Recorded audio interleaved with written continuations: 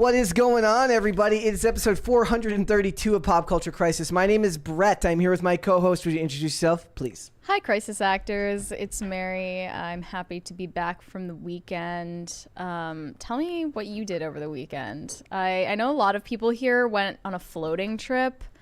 It was supposed to be like whitewater rafting or something, which I'm terrified of. Like, I just picture myself flying into the air and then breaking my spine on a rock. You didn't go?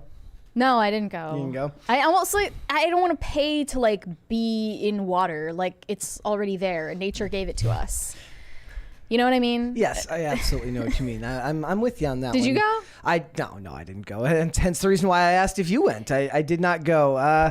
So I had an okay weekend. I tried to skate twice. I failed both times. My leg is still shot and giving out, but luckily my arm has not lost circulation since then, so that's good. Your arm is good. Your leg is still not good. My leg is still definitely not working. I tried to skate on Saturday, gave it about 10 minutes, didn't work, just ended up doing some just general rec skating around to get around and get some exercise. Maybe we should just do like 2 hours of us shooting the shit today. Wouldn't that be nice? Wouldn't that be nice, just sitting here talking about it? I mean, that's what we do before the show, but it's just, there's longer intervals between words. I mean, neither of us is afraid to sit in silence, so that might be dangerous. Now, this show would benefit from one of those people who can just who just can't sit quietly. Like the person who always has to have something said because they just don't know how to deal with the silence. Well, yeah. I mean, I feel like we work together because we don't need to do that. You know what I mean? It wouldn't work. In the chat, Corey Anderson says, I can't do Superchats. The icon doesn't show up. What's up with that, bros? Is that happening to anyone else? Because if so, YouTube, I've got a problem. If that's a thing, but normally it wouldn't take away the ability for Super Chats. It would just take away the ability to live stream if there's a problem, but I don't think there is. So guys, we got a bunch of stuff to talk about today, but before we get into that, would you hit the like button on this? Thank you very much for that. Would you hit the like button on this video and subscribe to this channel if you have not done so already? Thank you very much for that. Remember, all Super Chats, assuming your Super Chats can go through, $20 and over, we will interrupt the discussion. We will read those Super Chats right then and there, and then we will get right back on topic as quickly as possible. So there you have it.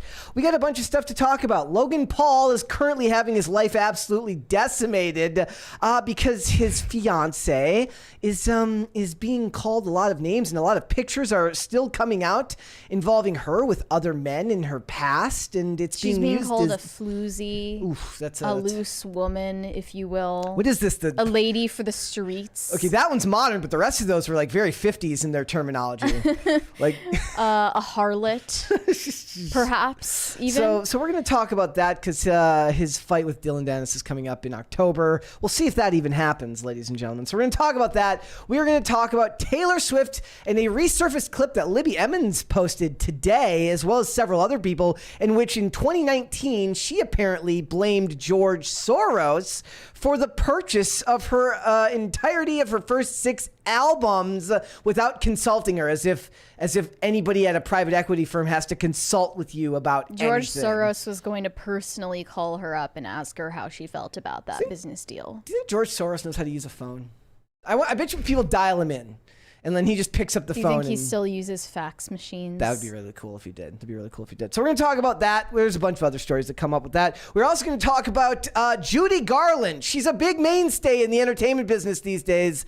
Oh, wait. That Judy Garland passed away in 1969. She's being dragged and called names and canceled from beyond the grave on Twitter/X, whatever you want to call it, for a blackface performance she did in the 1930s. As a child.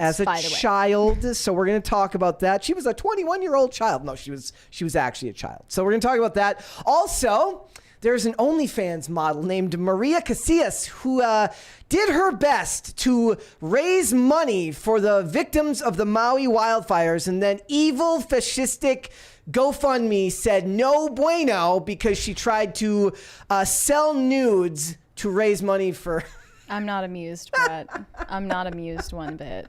Well, I am. So we're going to talk about that. We got a bunch of other stuff. Also, ladies and gentlemen, speaking of fiance, like with Logan Paul, I put up a poll today, ladies and gentlemen. I said, what is it that you call a female bride-to-be? Is it fiance with one E, fiance with two E's? Is it do both work, or is it bonus hole? Once again, I am not amused by this poll today. Well, right now, 38% bonus hole is in the lead, but fiance is right on its heels with 34%. Fiance with one E is on its heels with 34%. So guys, go ahead and vote in that poll and make your voices heard, I say. Whatever. So I have angered Mary, ladies and gentlemen. Mary, why don't you tell us what is going on with Logan Paul? So, oh wait, what are we doing? We're not doing Logan Paul first, are we? Well, we're gonna go ahead and get started. We're gonna go ahead and get started then. An actual get started. We're gonna first, right? we're gonna do the fake part of the start of the show where we just talk about random bullshit that we want to talk about for like an hour. Exactly. And the first thing, it's our show, and you don't make the rules. We do. Exactly. And the first thing on that bucket list, ladies and gentlemen, on the docket is Blue Beetle only made $25 million this weekend. It was expected to make $25 to $30 million. It was expected to make up to $35 million. Yeah. And didn't even make it there. It did beat Barbie. It only took 5 weeks of Barbie being out. I just wonder, like, do the people who make these movies know that they're mediocre? Yes. Or do they legitimately, like, feel strongly about it? Like, I imagine if I were working on something for like a year, 2 years or more, yep, I could convince myself that it was really good. Yeah. And maybe that's where they've ended up. But like, I can't imagine them watching this at the end. It's all been edited. The VFX have been done, everything, and actually thinking that this was going to make money. Yeah, I mean, the funny thing is when we went there, the theater was pretty empty, and it was the first time we've been to the movie theater this year. I mean, it's still technically summer, where the theater had actual seats available or like parking spots available in the main parking lot. Yeah. Like, I hadn't seen that, but I guess like the kids weren't back at school yet because the kids go back this week. That day still saw multiple groups of girls and women dressed up in pink to see Barbie. Mm-hmm. It's still happening. Yep. So like, they just need to, whatever you did with Barbie that made it work, just do it again. Yeah. Oh yeah, that's what I was saying earlier. They need to figure out what the hell that makes women go nuts for Taylor Swift. What makes women tick? Yeah, they need to figure it out, and they need to make movies about it because they haven't figured out a way to really, really crack that code. Because there's a huge untapped market just by virtue of what we're going to show later with all of these women just randomly outside of a restaurant just to look at Taylor Swift.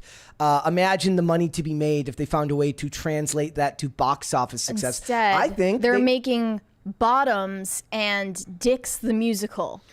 Yeah. Not kidding. Those are the names of two movies that are going to be in theaters soon at the same time. Which one are you looking the most forward to?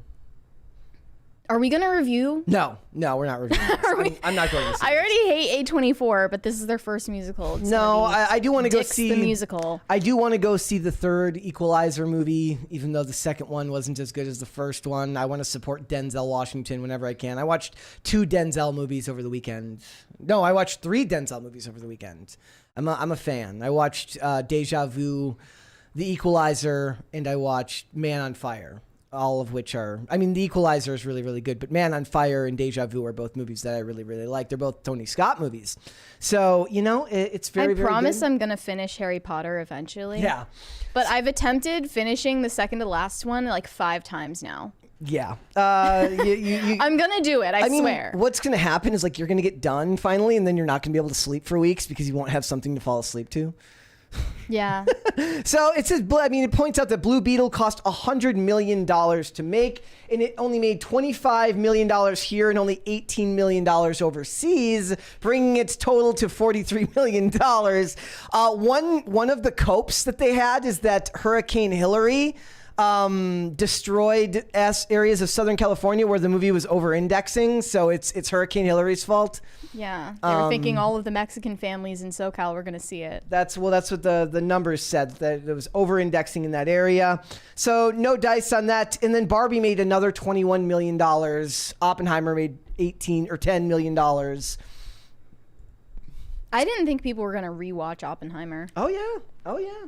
That's just too much of a time investment.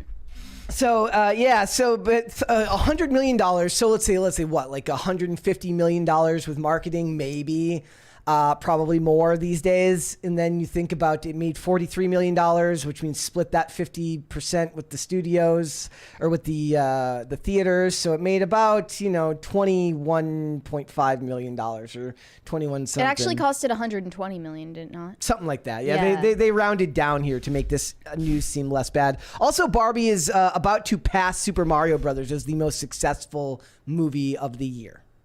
Yep. It's passing Super Mario Brothers. It's gamers against women, like always. Figures. Gamergate 2.0 will happen at the movie theater, not on the internet. Thankfully. That'd be amazing. Maybe that's how they do it. Maybe they have a game. Remember they made that BuzzFeed movie about Gamergate? Maybe they have that and they star Taylor Swift. I think we should have Anita Sarkeesian on the show. I would love that. I would love to have. Who's going to play Anita Sarkeesian in the biopic? That lady from the movie Hocus Pocus, something Najimy. I don't remember her. Catherine or something Najimy. That's not true. That's being very mean to Anita Sarkeesian because she's kind of a bigger woman. That's not a very nice thing to say. All right, guys, NBC Universal is in a fight right now with the reality stars on their network who want the right to be able to speak out about racism, sexism, and revenge porn. What I find interesting about this is they keep talking about NDAs, but NDAs don't cover illegal activity. So it's really they just want to be able to talk about stuff that made them feel bad, right? They want to break their NDAs to talk about the fact that they were put in hotel rooms for free. Hate it when that happens. That they were given free drinks and put in hotel rooms for free for a month to pretend to get in fights with people and pretend to date people. Mary's over here like, I won't complain. Sign me up. Sign me up. I will sign me up. Free. Like, that sounds awesome. It says the lawyers going after NBC Universal and Bravo with both barrels over alleged mistreatment of their reality stars have turned up the heat even higher, demanding the companies release these stars from what their lawyers call a draconian confidentiality agreement. Brian Friedman fired off another letter to the companies claiming the NDAs violate California law. Well, if that's true, then shouldn't they be able to speak freely and then just win in court? If they violate, right? I don't know. This whole thing is stupid. I don't feel bad for reality stars. I mean, or actors and actresses. There's a $20 one there from Rick Bungle. Can you see? Is it not come through yet? I don't know. Our super chat system has been like wonky lately. Yeah, not working. There it is. Did it come through there? Nope. Got it? Okay, well, it's from Rick Bungle. He says, got it? All right, go for it. What is your opinion on the Maui wildfires? People on the island say they heard explosions in the moments before the fire. It also happens to be in the poor parts of Maui. Do you think the tribe is trying to steal the land? I mean, I see a lot of that going on right now online. Do you think it was space lasers? It could have been space lasers, for all we know. How energy-directed weapons. Why do I need to have an opinion on natural disasters? I'm so over it. Yeah. I also saw a bunch of videos of people playing around in the floodwater for Hurricane Hillary over the weekend. You're going to get electrocuted. Rick, we're going to talk about it a little bit more later because we're going to be talking about this young lady who did her best to raise money the only way she knew how. So we're going to talk about that.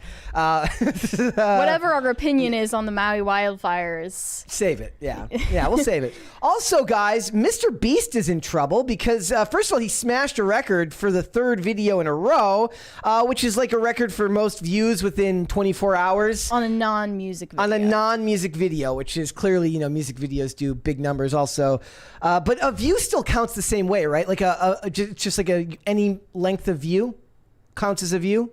No, YouTube is more strict about that. It has to be at least 10 seconds or something? Something like 15 seconds. Okay. So it says, after releasing 7 Days Lost at Sea on August 5th, the 25-year-old set a new record for the most views on a non-music video in 24 hours, a video that has since been removed by a copyright claim after an animator claimed that he used their animation without permission. I wonder if that's true. He was also doing an Olympics type video. Yeah. Every country on earth fights for $250,000. And people are mad at him because he showed a map in the video that puts Crimea in Russia, as if he had any clue that was going to be in the video. Do you think that Mr. Beast personally is the one editing his videos? He's like Crime Wutta, like 2014. No, I don't think so. And they were also mad that Taiwan wasn't on the map. It's like what happened with Barbie, with the map in Barbie. Literally people getting mad about the 9- line and stuff like that. I love it. It's hilarious. It speaks to just how good we have it in society these days, that these are our concerns. It's like every social media manager for an NGO's opportunity to make a tweet about Mr. Beast. Yeah, it says... it's lame. I like how it says, however, in a frame from the video, so it's like you're literally... like 0.5 seconds. Over a frame of video, which is very, very, very, very little. It says, in the chat, Steppenwolf says Tartaria is real. I didn't see any maps for Tartaria on there, but you'd have to ask some people online. People will just come up with any reason to get into a beef with Mr. Beast. Oh, yeah. I don't understand. Well, they were mad about it anyways, because they're like, he basically started like an orphanage. I don't understand how someone so inoffensive and honestly not interesting can anger people this much. How can he animate people into that much fury when he's just not an interesting person? He's very, very inoffensive. Like, in a lot of ways, he's not even the star of his own videos. It's other people in the videos. It's also interesting because he's also like his big story. Like the other big thing about him recently is like he's been on his fitness journey. Yeah, he's posting his progress pics to his child audience. He's glowing up. He's no, so he says Mr. Beef. Other people were saying no, now he's the real Mr. Beast because he's in good shape now. I like it. Yeah. So you know what? I'm loath to not support him though, because he makes all the people that annoy me angry for no reason. Like, it's one thing if you get annoyed for kind of like quasi political reasons and you're a political person. I still think it's lame, but I get it. Like, this is like they're searching for something to be mad at, and it's like, look at this guy donating money when he could be giving it to the government, and then they could be donating half of that because they're going to pocket the rest. I'm going to be mad at that guy. I think that he needs to make a video with Tiffany Gomez next. Yes. I'm also loath not to support her. She posted a new photo of herself sitting on her kitchen floor. She didn't even sell her feet pics. Yeah. A lot of e-girls who are traumatized were telling her you can't just be posting your feet pics. Apparently you can. On Maine. Apparently you can. She posted this photo and said, "One moment doesn't define you. It can define your purpose." Yeah. Hashtag that MF is not real. Hashtag self-love. Hashtag empowerment. Hashtag motivation. Hashtag stay tuned. I did see Malcolm Flex kind of, he critiqued a little bit. He said, look, if she was really so good at her job, she wouldn't have started anything with stay tuned. You hit while the iron's hot. People are staying tuned though. Well, yeah, they are. Say what you will, but I am tuned. I am monitoring the situation. Yeah, and the sad thing is now, very, very similar to when some very, very rude but funny people on the internet tagged me in all the articles about Lauren Boebert getting divorced. Now, anytime something from Tiffany comes out, I get tagged in it. You know, so I love that Shane Cashman thinks that this MF is not real. Like Shane thinks that Tiffany Gomez is not a real person, and she's like some kind of CIA deepfake influencer. Maybe she is. He said that kitchen is not real. It's a fake kitchen. Are we sure it's not her own kitchen? I would believe it's her kitchen. It looks nice. It's very like it would belong in a $2 million home in Dallas. I believe her. And I support her. I love her. Her Instagram is just so normal. I love how she's just basic and normal and doesn't understand why it's a bad idea to post feet on Twitter. That's a good thing. Like, she's too normal for us. We don't deserve her. She also put, like, if you go to the Instagram version of this, it's a carousel of photos. It's not just one, it's 3. So you get more bang for your buck if you go look at the Instagram version of this. And I made sure to repost. It's really funny because I reposted the Instagram. Like, my Instagram is almost exclusively like humorous skits and memes. And then there's just this random picture posted of this woman with a random, like, bougie, like, you know, middle America white woman quote on there. It's a very live, laugh, love post, right?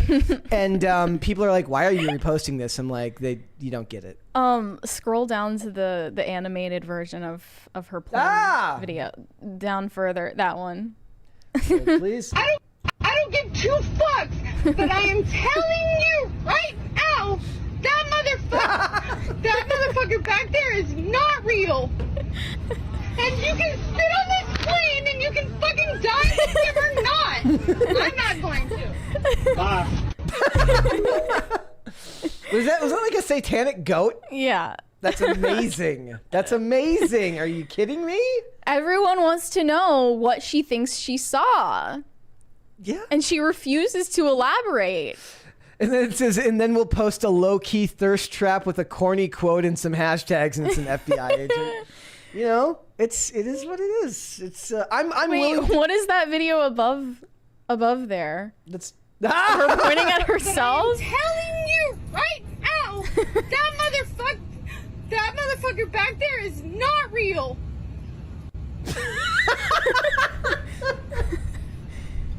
I love the internet. It does what it does. The internet does what it does. I don't know if she's ready though. The thing is though, is like there was also people who were tagging me in this thing where they're like, if you look at her IP address, it links back to like an Antifa to an Antifa site and all this stuff. I love it. I love it. I love the conspiracy of it all, and it makes me so happy because even if it is, one of the biggest benefits you can have in life is to not take anything too seriously. It's a good coping mechanism. So it's like, maybe this is a psyop. Maybe she is a CIA plant. I have no idea. If it's true, I'm not going to be shocked. If it isn't true, I'm not going to be shocked, and I'll laugh either way. So it doesn't really matter. You win. I win. Way. Yeah, like that's the same way with politics, right? Like it's all effed. It's all stupid. And as long as you can laugh about it on your way to the gulag, you're fine. You're fine. Mm-hmm. At least your last days will be filled with laughter and joy. All right, guys, if you want to know what to do post-divorce when you have kids, do whatever the hell Britney Spears isn't doing, ladies and gentlemen. Yeah, because she threw a divorce party. She did, like a woman half her age. Wait, how old is she? 40? She's got to be in her mid-40s at this point. So, she's acting like somebody who just got divorced at the age of 21 after like a bad first marriage, like right when you're 18, right? She invited a bunch of shirtless dudes over to her house for a party and said, I put on my green dress, show up at my friends. I invited my fave boys over and played all night. I'm kind of with you right now. Like on one hand, I'm like, I don't really care. She's an adult. On the other hand, I feel real bad for those kids, for like the teenagers. Play the video. Yeah. Okay, here we go. It's really bad. Who are these weirdos? Kind of strippers. Yeah. Totally normal. Why is he sniffing her? Start at the boot, bro. There we go. Okay, cool. There we go. Okay, cool. Is it recording? Well, yeah. I don't really see. I love that she's listening to music from her generation too, by the way. Is she doing this to get Sam Asghari back Is to this like like make him jealous? Because I don't think it's working. It's not going to work. Light. It's recording. It's recording. All right, Dave, go ahead. And you. It's definitely her phone though, because the quality still sucks. Yeah. So, it's super awkward, right? Yeah, if I were her kids, I would hate her for this. Yeah, if I was the kids, I'd And be upset. they've been begging her for months to stop with the Instagram bullshit. Like, stop posting naked pics, stop posting all of these raunchy photos and videos of yourself with the stripper pole and the bikinis. It's just like, imagine the things that their friends would say to them. It's like how we're talking about kids in the future are going to have moms that did OnlyFans or currently are doing OnlyFans and they're going to get bullied for it at school. This is like worse than that because it's on a way bigger platform. Yeah. And your mom's on TMZ every day. Is it really like something I else? guess like it's worse, but it's like you're financially insulated. The kids with the parents who did OnlyFans might not even be financially insulated from No. who was it that said my kid will laugh from a Lamborghini or my kid will laugh from a Ferrari or something like that. Yeah, that's a lot of them cope by saying that. Yeah. But like money isn't what kids value, Yeah. That's what adults value.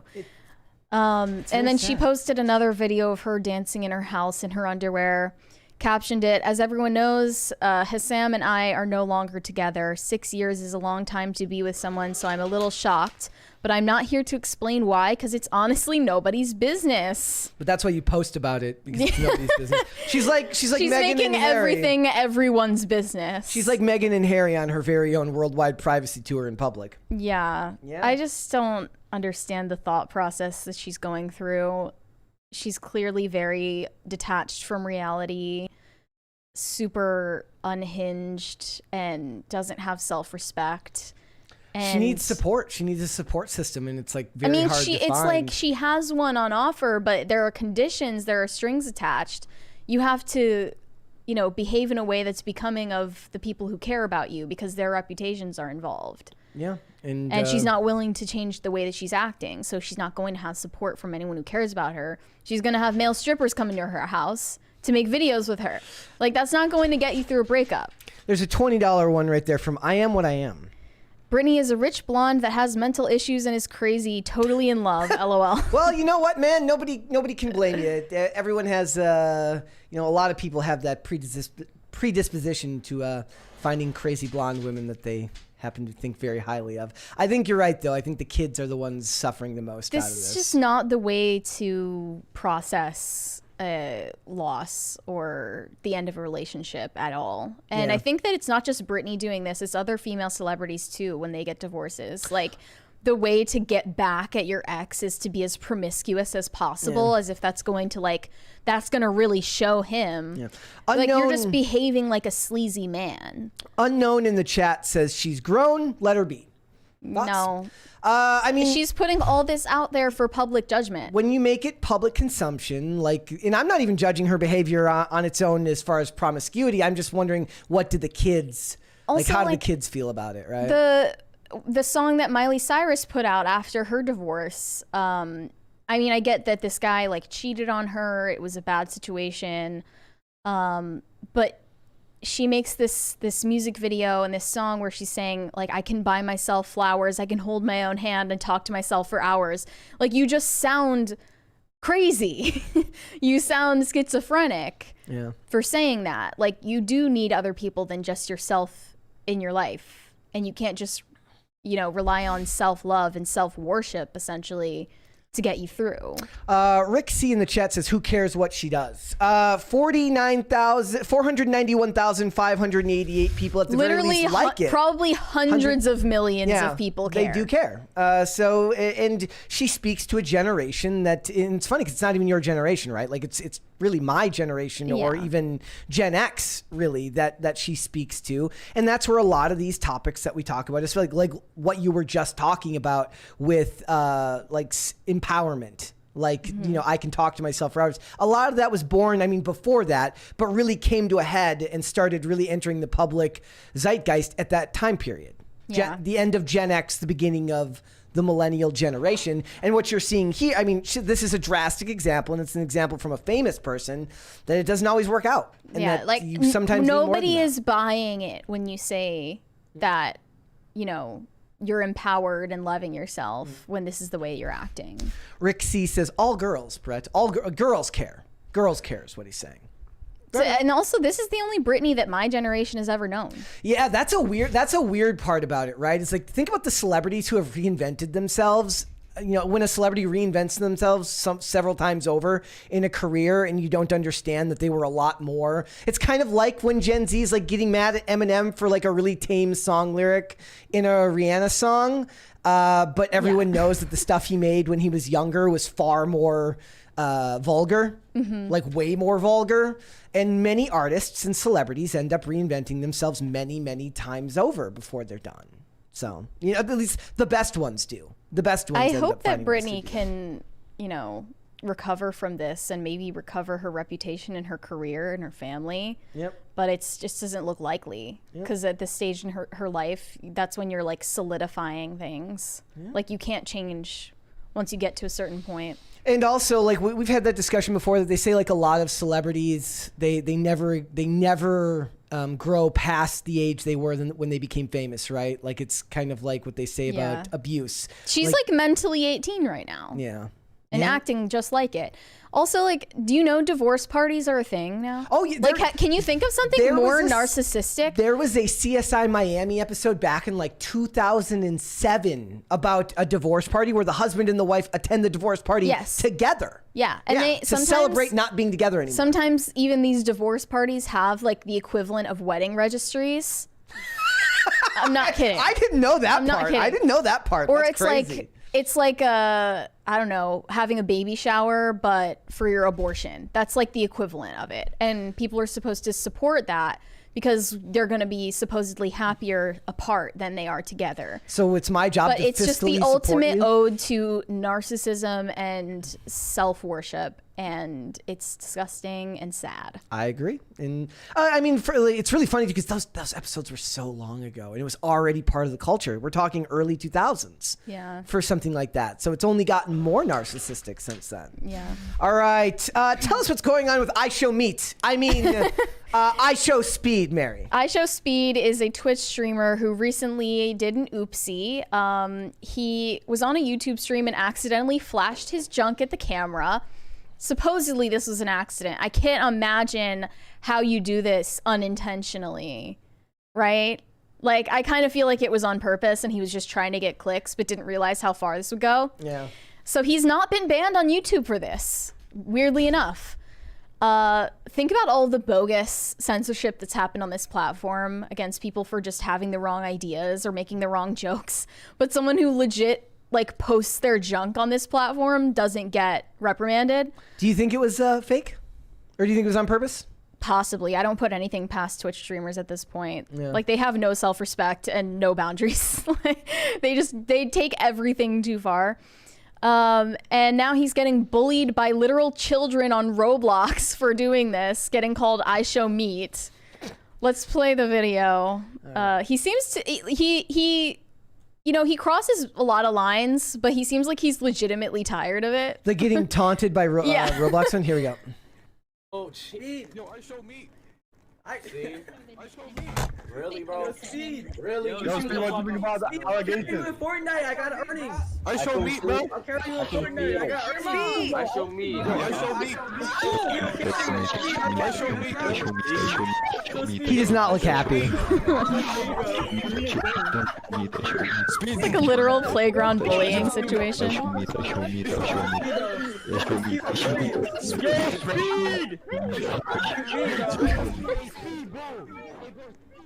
He was not happy with that. Yeah, he literally screams. Get the fuck away from me! And then he got bullied for the size of his junk on like an Omegle chat or something. This one right here? Yeah. There we go. This is bullying right here, y'all. This is bullying. I'm out to show y'all what this guy's doing. He's calling me I Show Me. He's deciding to call me, you know, your D, you know, talking about my D. Like, this is bullying, and he doesn't understand this, bro. And you don't understand. I'm complimenting you, bro. Don't compliment me. Don't compliment about my dick. Don't talk about my dick. Don't talk about my dick. Don't look at it. Don't speak on it. Don't call me I Show Me. Don't say none of that. Yeah, I Show Meat. Your D is small. 7 centimeters. Bro, I He's literally in tears. He's hamming it up now. I watched the video 5 times and I couldn't see it, you know? Like, I'm gonna kill myself. Oh God, you did it, bro. Hey, you. He's like, what if that was my last straw? Yeah, dude. Like, but remember during COVID, like there was like a bunch of politicians or a bunch of people on Zoom meetings who were just like standing up, not wearing pants. Like Jeffrey Toobin. Yeah, like that literally. was happening. That was happening multiple times. Yeah, I Show Meat. Yeah, Jeffrey Toobin walked so I Show Meat could run. Yeah, really. Like, if you really think about it. But he's just like, if you constantly tell people not to call you something, they're gonna keep calling you that. You're not gonna live it down. There's a rule here that, like, I mean, everyone knows there's an unwritten rule. Like, if you like your nickname, it's not gonna stick. Like, you're only, like, you so don't you have get to pretend to hate it. You have to pretend to hate your nickname. If you want it to stick, you have to pretend to hate it. Like, it's just a thing, right? Like, if you're like, oh, I love that. They're like, sort of like how you pretend to hate to be called Brent. No, I actually, no. I mean, yes, I hate that. I love being called Brent. Everyone should call me that more. Psych. But you know what I'm saying, right? Like at that time, there was like people who would have like dildos in the back of their freaking Zoom meeting call. Like there would be like sex toys on the shelves, and you're like, why is that on a shelf? Yeah. There was the one politician who had like the picture of Chairman Mao above him. And like you've got to be trolling at that point. You'd think, right? Like you'd think that that's like supposed to just be a joke. But for that guy, I think what happened was like he actually had to move his camera and it wasn't in frame originally. So it was actually like it was off camera. And when he adjusted his Oops, thing, you saw my Mao shrine. Yeah, basically. There's a $20 one there from I Am What I Am. If I was small as him, I'd be mad too. Poor guy. No, I didn't. Thankfully, I didn't have to see that. I I'm didn't not watch going the to video. search for that. I didn't. They're now calling me all sorts of names other than Brett in the chat. That's Brett fine. the Jet. That's fine. Brent. That's Steppenwolf says he's wearing pants. Brant. Thank goodness. So you know what? And he's still out here with no shirt on. Like let's overdo it on the clothes. Yeah. Like let's put on layers. Extra layers. Like, like maybe he's like a never nude from Arrested Development. That's what he should do. There are dozens of us. Dozens. And you wanted to show this video, did you not? Oh yeah. So okay, let's just check in on FouseyTube from where he's at now. We're gonna get copyrighted for this one, but Mary.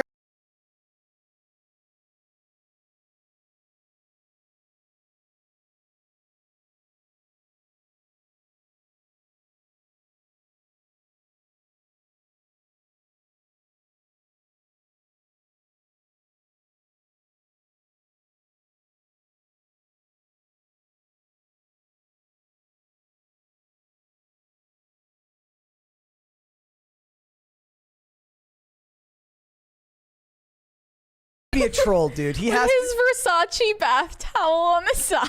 Oh man! For those listening right now, he was just going in. He was making sure he was real clean, and then he was Is that what a subathon is? Like you just stream yourself showering and everything? I thought that only worked for women. Yeah. I thought that only worked for But women. this is what I mean. Like Twitch streamers just are willing to do anything for money. Yeah. Anything. Yeah, kind of. They're worse than the OnlyFans girls. Do you think that's maybe that'll be tomorrow's? Maybe that'll be tomorrow's poll. Yeah. Who's worse? All right. What would you like to see first? Would you like to see cringe or cute of the day? Let's start with cute. All right, we got a couple here. First things first, guys. Also, if you have cute of the day, feel free to submit it at tag me in it. That way, I caught these two. These two, I was not tagged in these. Okay. But it does have them in here. The first one here is from the single dad, Gizmo. Aw. Gizmo. it looks a little wild there. He's a little bit cross-eyed, but that's okay. He's adorable. So very, very cute. And then this one right here. Melissa Lynn sent this one and says, Remy has been featured before, but only a still image. Here he is in action. Enjoy. Jesus loves you. Here we go. Excuse me, Remy. At least it's not on. Is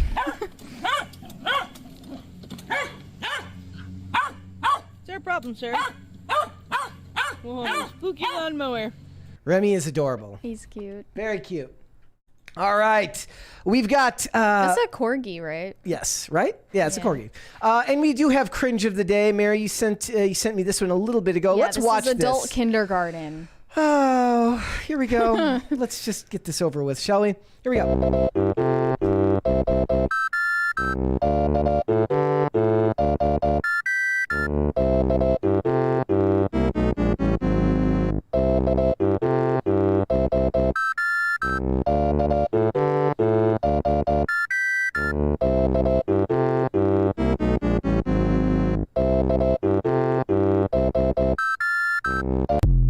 I also saw a video as well over the weekend of an adult play place. Like, think Chuck E. Those Cheese were called or something, bars but back for in the day. adults. And these are the same people who hate on anyone that has children for increasing their carbon footprint. Yeah. I suppose on one hand, like, no, I got nothing here. This is this is weird. People in the comments were saying the worst part is they're shuffling out of the room at the end and they look like they're actually overgrown kindergartens. Thank you, guys. Thank you.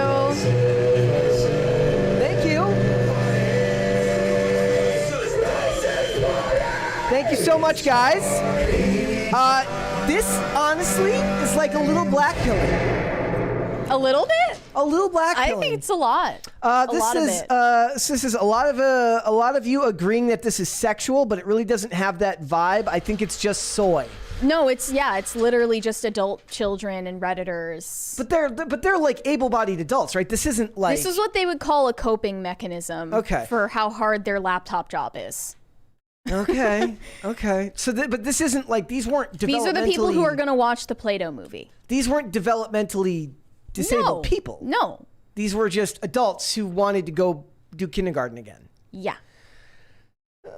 Okay. Do you miss kindergarten? Not really. I don't miss school. I don't miss school. No. I spent... In fact, I was just the other day, I was talking to someone who was basically saying like they were starting school again soon, like they're starting college again soon. And I got like secondhand sadness at like, because I hated going back to school.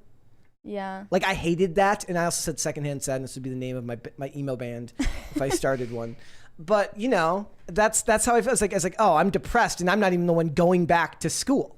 Yeah, but I guess this is what these people want. They're also the same people that say you should go to therapy.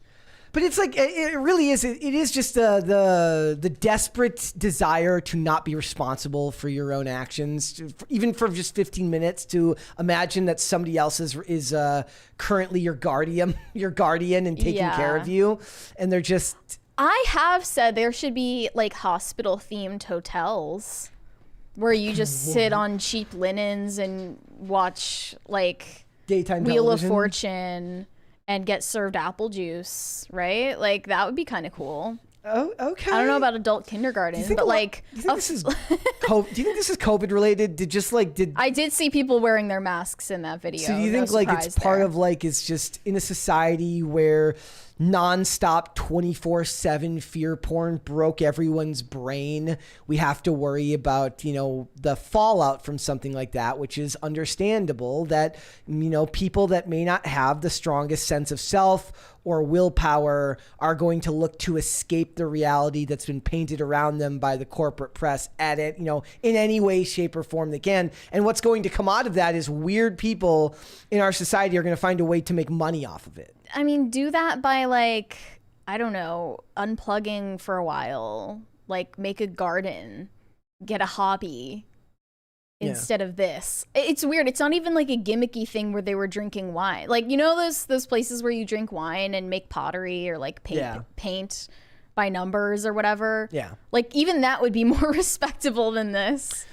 Yeah, like I'm not... They're like eating crayons and drinking Soylent. One of the comments says everyone in this video is in a polyamorous relationship. Literally, yeah. Yeah, like this is very Portland. It's very Portland. It's giving. It's not good. It's not funny. It's not fun. I've been rewatching Grimm, and one of the things that I find funny about the show Grimm is like it maybe has the most unrealistic version of Portland you'll ever see. What, like it's actually nice? It's kind of nice.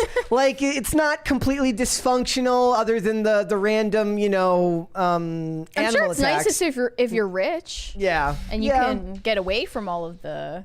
And like, I guess what would 15 years ago, 20 years ago, what would have been these people's escape from their daily lives?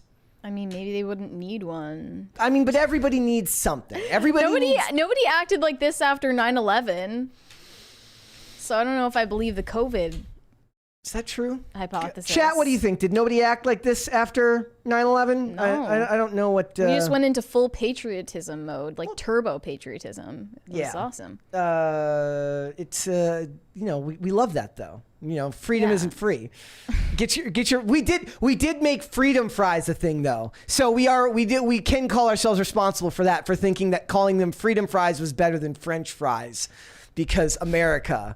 I didn't know that was a thing until you told me. Even me, who is not a globalist. I like the red, white, and blue also on the hat. Oh yeah. This is an old nice replica of the old U.S.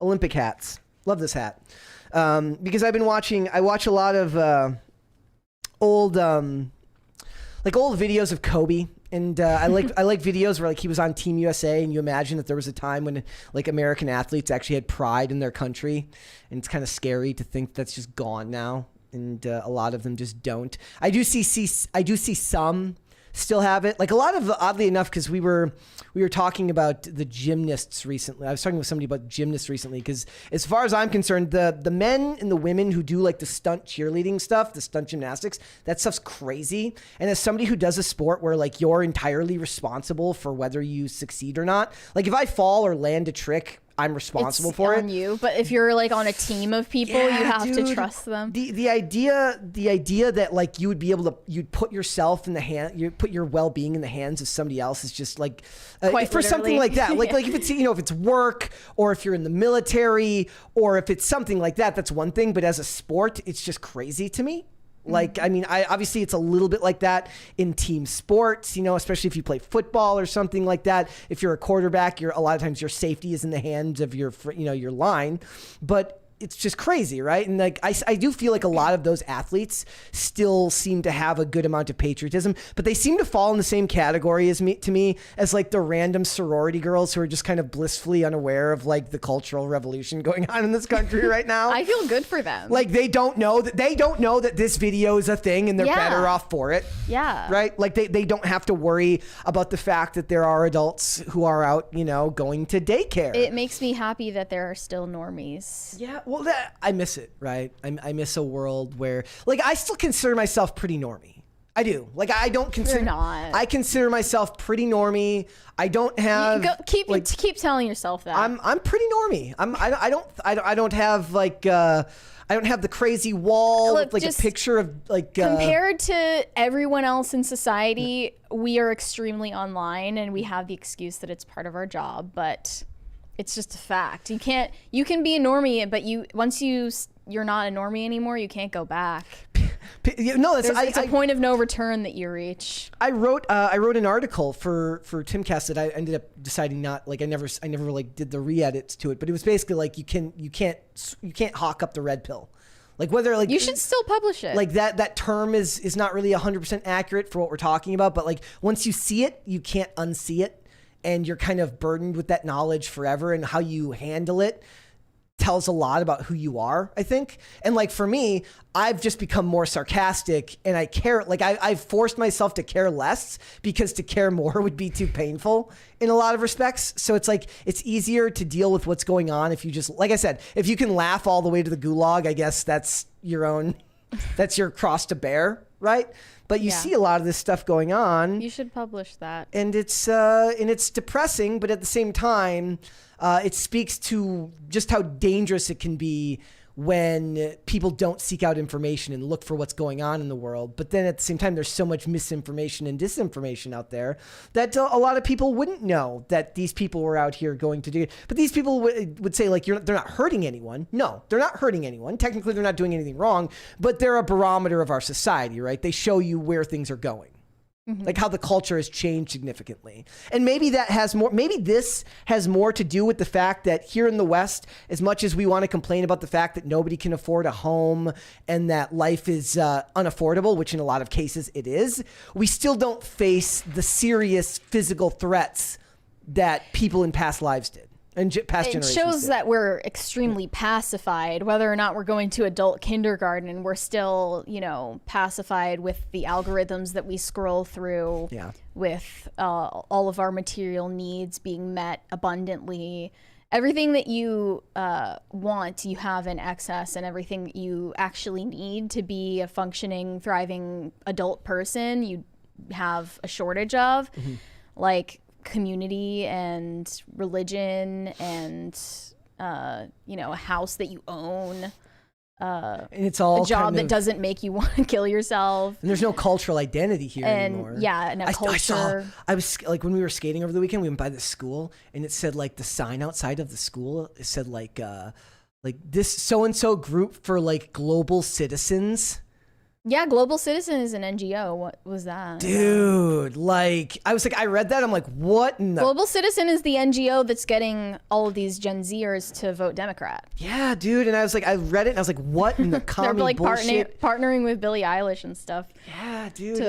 To get young people to vote for Biden. To do that so that they can all go to adult kindergarten. So they can go to adult kindergarten together. Not and then, think about inflation. I suppose the upside for us is we get to talk about it. So maybe like there, half a dozen of one, half of one, half a dozen of the other. Like, we're all right. We'll have stuff to talk about, but it's just depressing. It's very depressing. So, all right, let's go ahead and you want to get.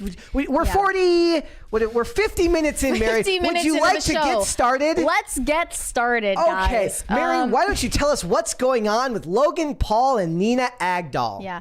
We touched on this a bit on Friday, but the situation has gotten much worse. So Dillon Danis has a fight coming up with Logan Paul, and he has taken the trash talking to lengths that were previously never traversed. He is posting pictures of Logan Paul's fiance with like every man in California, and she is being called a harlot, a floozy, a loose woman, all of the above and worse. And Mary's loving it. And I'm loving every minute of it. One thing I love about this is that the internet kind of stopped being so savage for a while after like 2015, 16, 2017. And we became a lot more friendly and polite and backbiting. And now like that Elon is in charge of Twitter and people feel like they can free roam more on the internet, we're getting back to like the way that the internet used to be. And we're allowed to cyberbully again, and it feels great.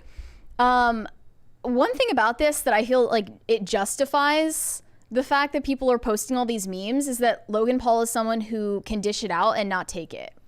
Because like he literally hooked up with his little brother's girlfriend and put her in his diss track music video to brag about it afterwards. Like he was at least the king of this type of trash talk and also like making shit personal. And now that it's happening to him, he's mass blocking people. He's reporting this guy for harassment on X. And he can't take it when it's coming at him. And, you know, maybe that makes it more fair. And also all of this stuff is public. Like all of these pictures of her were paparazzi photos that were on social media that you could find in a Google search. And you know, some of it is just Nina Agdal is a famous model. She's taken pictures with, I'm sure, a lot of celebrities, a lot of fans. And to insinuate that she's hooking up with literally every man she's ever taken a photo with is bogus. But, you know, it is trendy to talk about body counts. Like that's become the pet issue What's of your body like count? the red pill community and social media in general. Like it's a hot topic. Yeah. And people are talking about like, it's important to care about a woman's past and present behavior, and it's not respectable for a woman to be promiscuous, especially the woman that you choose to marry. Yeah. So one person said, Logan Paul and his wife getting roasted for being a beep is good for society. Girls will now realize the real consequences of being effed by so many dudes, lose marriage, wifey material value, get embarrassed, and it's only just the beginning. It's human nature. People will always judge it subconsciously. The first insult a girl gives to another girl is whore or slut, even if she's a liberal. That is true, right? That is very true, right? Women go right for that one.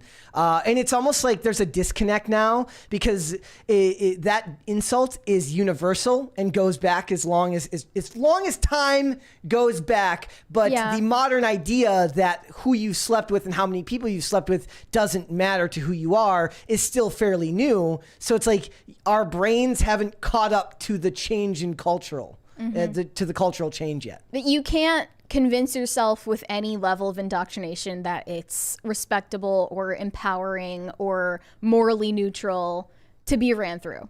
Yeah. You know, it's a bad look, period. And it also brings, you know, disrespect and shame on the people that you associate with. Dillon Danis is claiming that this is bringing trouble in paradise for their relationship, but we have no idea what's going on behind the scenes. All we know is Logan Paul is mass blocking anybody who tags him in these photos. Photos of her with every ex-boyfriend, Leonardo DiCaprio, Joe Jonas. She's even been with Adam Levine at one point. 2013, I thought he was married already. Pictures of her with Jamie Foxx, with Nick Cannon, with all of these other randos too. And he now claims that he's found a picture of her that is so bad it would end their fight and result in jail time. He called it a nuclear bomb, and he sent it to Andrew Tate. He said, I was trying very hard not to get involved in this, and I'm still staying out of it, but I opened my Twitter inbox and had a message from Dillon Danis, and he's really not lying. There's a $20 one there from Patriot American. It says, Mary, are you talking about Jake's ex, Tana? I'm pretty sure her and Logan never hooked up. No, I'm talking about Alyssa Violet. Jake... I love that you guys know all Jake these was names. dating Alyssa Violet. Guys, if it makes you feel any better, And- I don't know half of these names either. And Logan went and hooked up with Alyssa Violet and put her in his diss track against his younger brother at the time when they were on the outs. It is a bad look for a dude to not to if you choose to go down the path of deprecating other people, on other people, you have to be able to take it back. It's the same like when we do this show, right? We have opinions on people and people have opinions on us, and if you can't take those opinions being shared, then it's not really a good look, right? Mm-hmm. Like you have to be able to do that. It's not, especially for someone like him who made it his brand. Yeah. Like part of his brand. Yeah, especially against a family member of all people. Like that shows that you really don't have any lines you're not willing to cross. Yeah. And so Alyssa Violet also weighed in and said that Dillon Danis is out of line here, but like she participated in the exact same thing, knowing what she was doing, and not taking accountability for it, essentially. I don't know what picture he could post that would end the fight, because I think they both take penalties, like they lose hundreds of thousands of dollars. Wait, I thought there was only a penalty against Dillon, not against Logan. Oh, really? Because Logan's a bigger name, so Okay. like he might not agree to it. And they Do you want think that him. he might pull out of the fight? At this point, because like you can't No, he do can't that now. now. He can't now. The ultimate win would be if he wins the fight. Yeah. Then it's just going to be in the history books like he won that feud. Even if he loses but doesn't go down early, I think he still kind of comes out like he kept his head. He didn't let the anger I think he has to overwhelm win. him. He has to win the fight, or else like I don't even think that his fiance is going to respect him anymore. Oh, I don't. Because now it's like a matter of, oh, you have to go defend me. She definitely wouldn't respect him if now he chose not to fight. Now she's the prize. Like if he loses the fight, he loses her. She definitely wouldn't respect him if he chose not to fight. I would hope that she would still respect him if he fought and lost. But the guy, you're right, the guy has kind of made it about her honor. Yeah. Another take here. Whatever honor that is when you've been through 72 guys. There are some double standards. Someone said, no one ridiculed Kanye when he married Kim Kardashian. No one ridiculed Kid Rock when he married Pamela Anderson. Dillon Danis ridiculing Logan Paul is the first time in a long time that a male celebrity is being criticized for marrying a highly promiscuous female. So, I mean, maybe culture is shifting right now. Maybe I don't think so. I think this is maybe just our the tactic. cultural attitudes No. about promiscuity No. are changing. This is only happening because it's in the context of Logan Paul. We know like teenage boys who are probably the main audience for this feud right now are becoming more and more conservative, whereas teenage girls are becoming more and more liberal, and that gap between them politically keeps widening. Maybe that's a reflection of this, like the reaction to this. But like it's obviously scaled down because Nina Agdal is not nearly as famous as these other two women, and Logan Paul isn't as famous as Kanye or Kid Rock even. Is he not as famous as Kid Rock? I think he's bigger than Kid Rock now. At Maybe this not. point, possibly, but I feel like most people, like average people, don't pay feel attention like- enough to social media I influencers. feel like people did make fun of Pamela Anderson. I feel like they did. I feel like they when did. the sex tape came out. I yes. feel like, I at the very least, I think that she got judged, and people who decided to marry her got judged. I do. I don't think our culture has changed that much. Did Kim Kardashian get judged? People in the chat are saying she did. I don't know if that's true or not. But did Kanye? They're saying Kanye did. Did Kanye get judged? They're saying Kanye did. Because like I feel like people thought She's a very different person. Kanye changed Kim Kardashian and made her image more respectable, and even like just visually changed her whole branding and how people think of her. So I feel like it could be indicating a shift in people's attitudes towards I think it's Like it's more- more like of a shift towards trash talk, which is that it's in the context of this fight, right? If this was just happening in the for no reason, that I might agree with you. But this is happening in the context of a fight. Dillon Danis is not doing this because he believes in the virtue of women. No. He's doing it because he wants to win a fight. That's what people Yeah. care about. Yeah, he even said, like, I'm super, like, pro-LGBT, so I was about to congratulate Logan for marrying a trans person, and then I realized that she wasn't trans.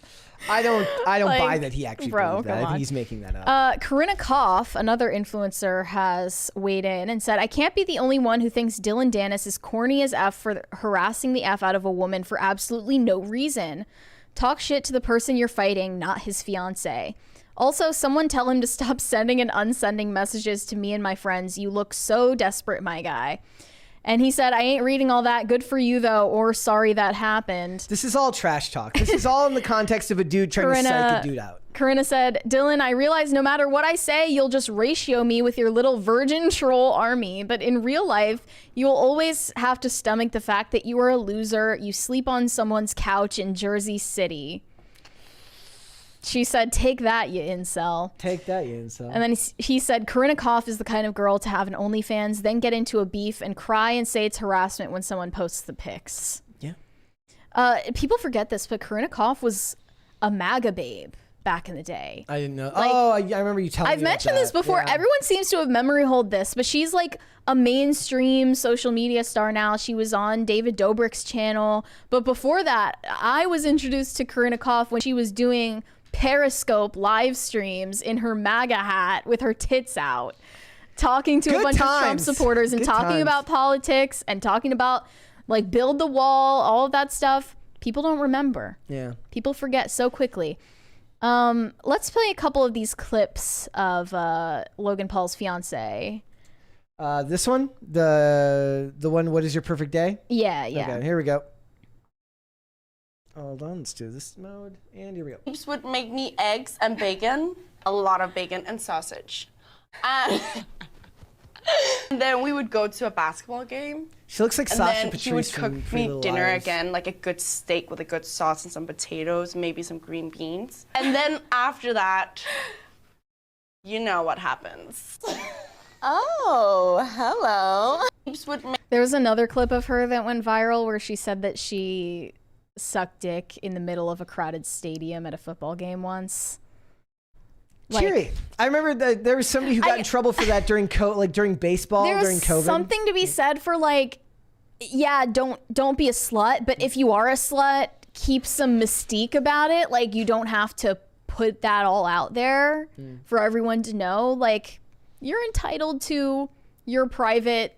But people don't want that relationships anymore. People and stuff. don't want the privacy anymore. They want to make it all public. That's the difference. Exactly. And that's why this all became a feud in the first place, is because all of this is out there in the public. It would be different if Dillon Danis were like posting revenge porn or whatever of this woman. But like everything he's posting is stuff that was already out there. Yep. So there's not much you can say about it. It's like not illegal.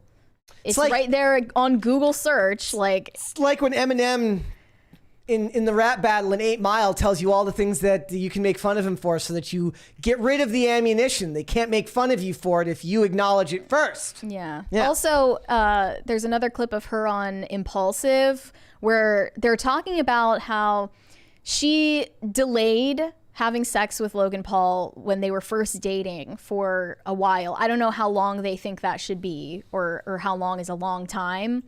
But people are basically saying like he got cucked because she slept with everybody in LA and then made him wait. My guess would be her logic, her feminist logic. Like she's 30, she's ready to settle down. She's gonna make this guy wait. Special.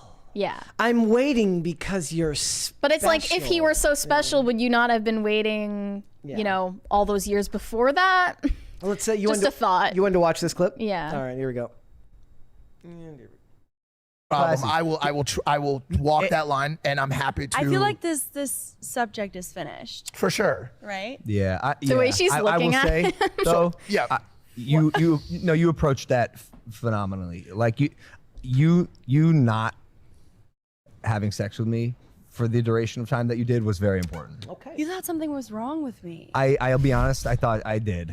You talked to Mike about it. I said this girl's perfect as far as I can tell. There's one unexplored venture, and I have reason to believe that there's probably something wrong with it, because if it's too good to be true, it probably is. To upclass my entire conversation, you just hit the nail on the head. It is actually why I was asking the questions, because there are a lot of people out there who have this conversation around how long people wait to have sex and how that then translates into a marriage. And so that is where I was going. I'm not a classless person anymore. I've upgraded quite a bit since we started this podcast. Do you believe that waiting period had a long effect and led to this moment? No.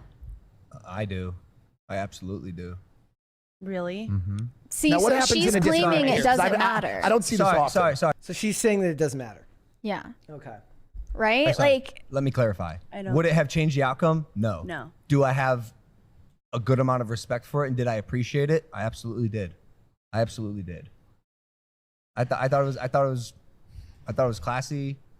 I kind of always wanted my fiance to.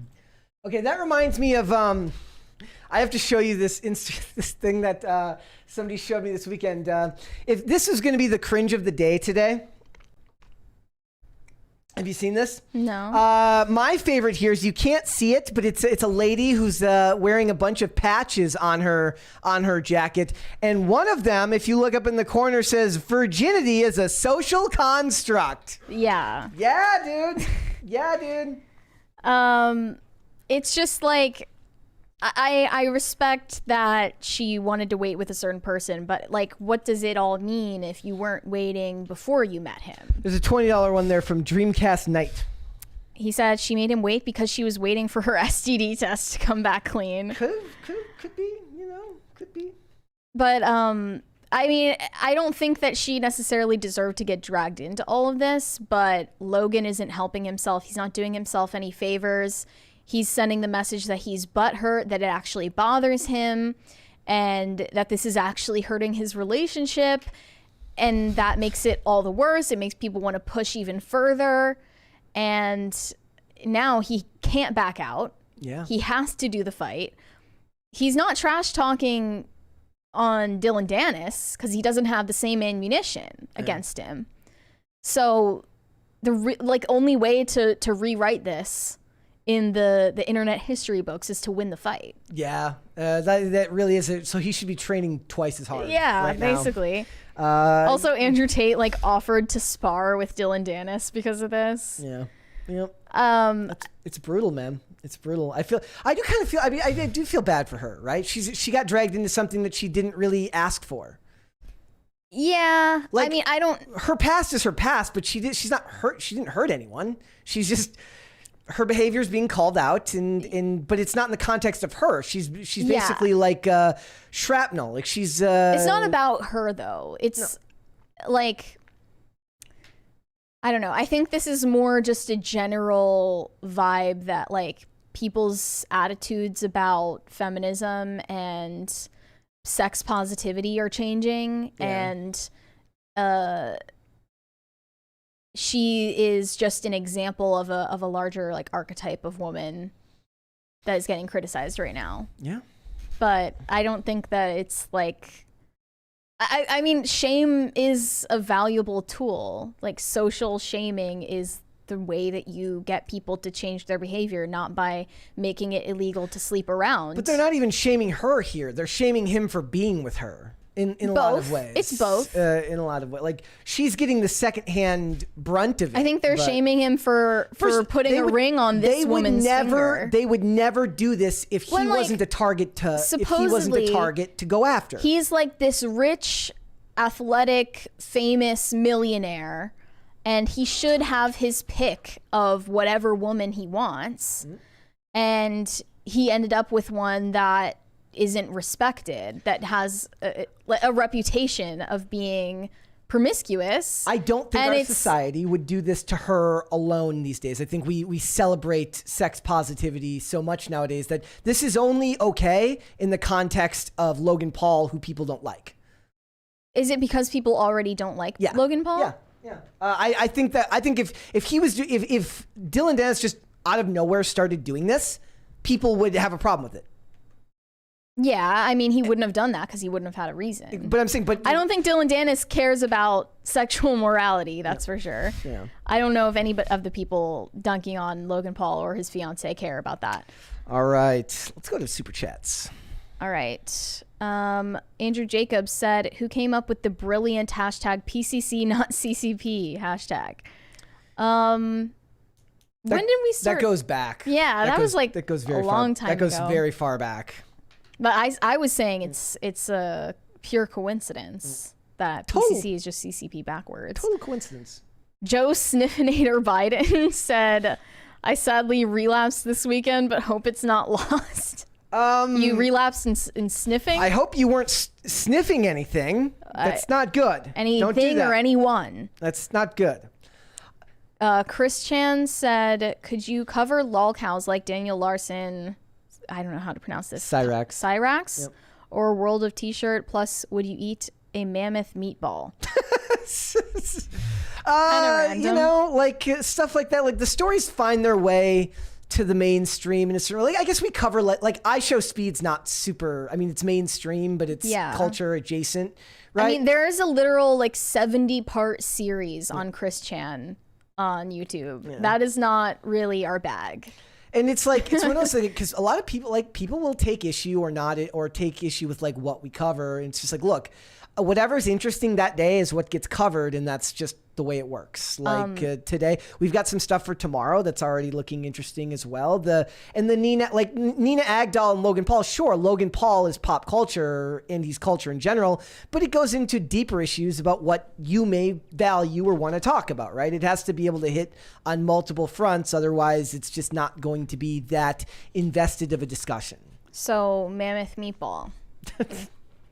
If that's scientifically possible. Yes. Yes, you would? Sure. Okay. Disco Jensen said, "I found that I get more satisfaction when I slow down consumption, 1 episode a day, 1 quest at a time." By episode, do you mean this show? Or other shows? No, you should be watching our show 24 hours a day. Never stop. What I found funny is like, look, and we'll move on after this. We'll go to the next topic. My attention span is shot. Like it's bad. Like I've been working on it. Like where like I forced myself to start leaving my phone on my desk so that it's not with me when I'm watching stuff or movies. And my attention span is just bad these days. It's very bad. But I do find that like when I sit down and watch a movie that's like an hour and a half to 2 hours long, I end up getting more from that than I do from watching 3 or 4 episodes of a television show, which takes up more time, and theoretically you'd get more out of it. But I get more enjoyment out of watching the movies. But my gosh, do I pause a lot and just fiddle about the room. Like it's not good. I need to work on that. I need to get my attention span back. Gotta just willpower through it. Yeah, in a lot of ways. All right, let's go ahead and move on. Mary, tell us what's going on with Taylor Swift. So this resurfaced clip of Taylor Swift was posted on Twitter recently when she was receiving the Woman of the Decade award at the Billboard 2019 Music Awards for Women, and she blamed partly the Soros family for the purchasing of her entire catalog of music. And this long rant about how men in the music industry are ruining it for women who just want to make art. Yeah, that's what it is. Evil businessmen at the top of the music industry are just oppressing all of the women pop stars who, they just want to make art. Yeah. They don't want to make money. It's all about the art for them. Let's watch this clip. After I was denied the chance to purchase my music outright, my entire catalog Not true, by the way. was sold to Scooter Braun's Ithaca Holdings in a deal that I'm told was funded by the Soros family, 23 Capital, and the Carlyle Group. Yet, to this day, none of these investors have ever bothered to contact me or my team directly They don't owe you that. to perform their due diligence on their investment, That makes no sense. on their investment in me, to ask how I might feel about the new owner of my art. They don't care. The music I wrote, the videos I created, photos of me, my handwriting, my album designs. And of course, Scooter never contacted me or my team to discuss it prior to the sale, or even when it was announced. I'm fairly certain he knew exactly how I would feel about it, though. And let me just say that the definition of the toxic male privilege in our industry is people saying, but he's always been nice to me, when I'm raising valid concerns about artists and their rights to own their music. And of course he's nice to you. If you're in this room, you have something he needs. The fact is that private equity is what enabled this man to think, according to his own social media post, that he could buy me. But I'm obviously not going willingly. Yet the most amazing thing was to discover that it would be the women in our industry who would have my back and show me the most vocal support at one of the most difficult times. And I will never, ever forget it. Like, ever. They can't buy anything with your support or your ability to remember stuff, that's for sure. This is lame, and she doesn't understand how owning stuff works. Yeah, she never owned her music in the first place. She got signed to a record label when she was still a teenager. Under her parents' guardianship. So she was with Big Machine Records from 2006 to 2018. Here's the thing. There's a way to fix all of this. Make your own music. Promote your own music. If you want to go the Tom McDonald route, you can do that. But I invite you to watch his videos and see just how much work goes into releasing one song at a time. Or one music video. Exactly. And the problem is she didn't want to go that route. She didn't want to do all the work herself because it's a lot of work. Like, the record labels actually do provide value to the artists that they represent. They are the ones funding it. They're the big machine. And she still belongs to a record label to this day, despite being world famous and being like, I'm sure she's a billionaire at this point, right? I don't think yet. Close. Getting close to that. Yep. Like, she could fund her own music and do her own stuff independently if she wanted to, but it would be incredibly difficult, and she's chosen not to do that. Her dad was like an equity partner in Big Machine Records. So... Yeah. The other funny thing about this is like, this is not a male thing. This is just a business thing. She's making it into a feminist issue when all artists are affected by the same conditions. There's two examples that come to mind, and they both involve Michael Jackson. So Michael Jackson and Sony ATV purchased the Beatles albums, and also Eminem. He didn't like a song that Eminem had on the Encore album and bought all of his early work. And never made any changes to it, but he didn't care. It didn't have anything to do with Eminem being a girl, because Eminem's not a girl. It was just, you're owning. She ends up going on, like, later in this speech, she makes it, she talks a lot about investment capital, and basically says, like, you shouldn't be able to just own people's work like you own a house. Well, it's still a product. It's work. It's a product that you're selling people. Unless you were giving this crap away to people for free online, and I don't see a single ad on any one of those music videos. Unless you're performing it at a coffee shop. Yeah, I don't want to hear anything dude. about your artistic integrity being stolen. Like, you're making a ton of money, and these people are making a ton of money together. But it's essentially being done so that they can be the bad guys when it all falls apart. And are these labels scummy? Absolutely. They're absolutely scummy. I resent her making this a gendered issue. But they're no less businessmen than she's a businesswoman. Exactly. And that's the thing. They're no less shrewd than she knows this while she's making the speech. That actually makes her more underhanded. She understands how ownership works. When she gives this speech and she talks about owning her own stuff, she understood that she never owned it. She understands that. Also, she claims she wasn't given any opportunity to buy her music when that's not true. After that Ithaca Holdings deal, they did offer her a deal to buy her music, but she said it had unfavorable conditions. So she chose not to buy it. And now her work that she's like re-recording on belongs to Universal. It still doesn't belong to her. Yeah. Now she has a better record deal. So what? It still doesn't actually belong to her. They could still sell it. They could sell her re-recorded albums to someone else. And also, she's with Universal, who made an offer on the original collection. So all of these companies are evil. At the end of the day, they're all profit-seeking entities. What you're selling just happens to be more personal to you than something that somebody else makes, like a table or furniture. This was Pearl Davis's take. You invite women into business, and this is what happens. Whining, boo-hoo, they didn't ask how I feel about a business deal. But the thing is, she's doing this because she understands this cynically. Like, she knows that message is going to resonate with the audience there. Yeah. But she knows exactly how this stuff works. Yeah. One of the comments says, meet the consequences of mass production. Your music is meaningless to everyone because you spew it out with zero social value attached. Entertainment, baby. Once the show is done, it's over. You're left nothing behind of value to anyone but you. Oliver knows you chose poorly. They're talking about Oliver Anthony. Oliver Anthony, who's rejecting these big record deals. I want to find out that, so it just makes no sense to me. I mean, it makes sense because I know she's doing this cynically, and she's doing this because she wants to make it a gendered issue. It also proves that she's smart. She's a lot smarter than people give her credit for, I think. That she's a very shrewd businesswoman. Mm-hmm. Yeah. And it's annoying because then it becomes an issue where now regular women are like, yes, men are evil. And regular dudes who don't own a single thing other than maybe a car and some freaking clothes in their closet are now the bane of every woman's existence when she didn't do anything. Her speech here was literally a recreation of the America Ferrera Barbie monologue. Yeah, it is. It was saying, like, male artists get to coast and do whatever they want, and they're not criticized, but female artists are held to this almost impossible standard at all times for their personal and professional lives.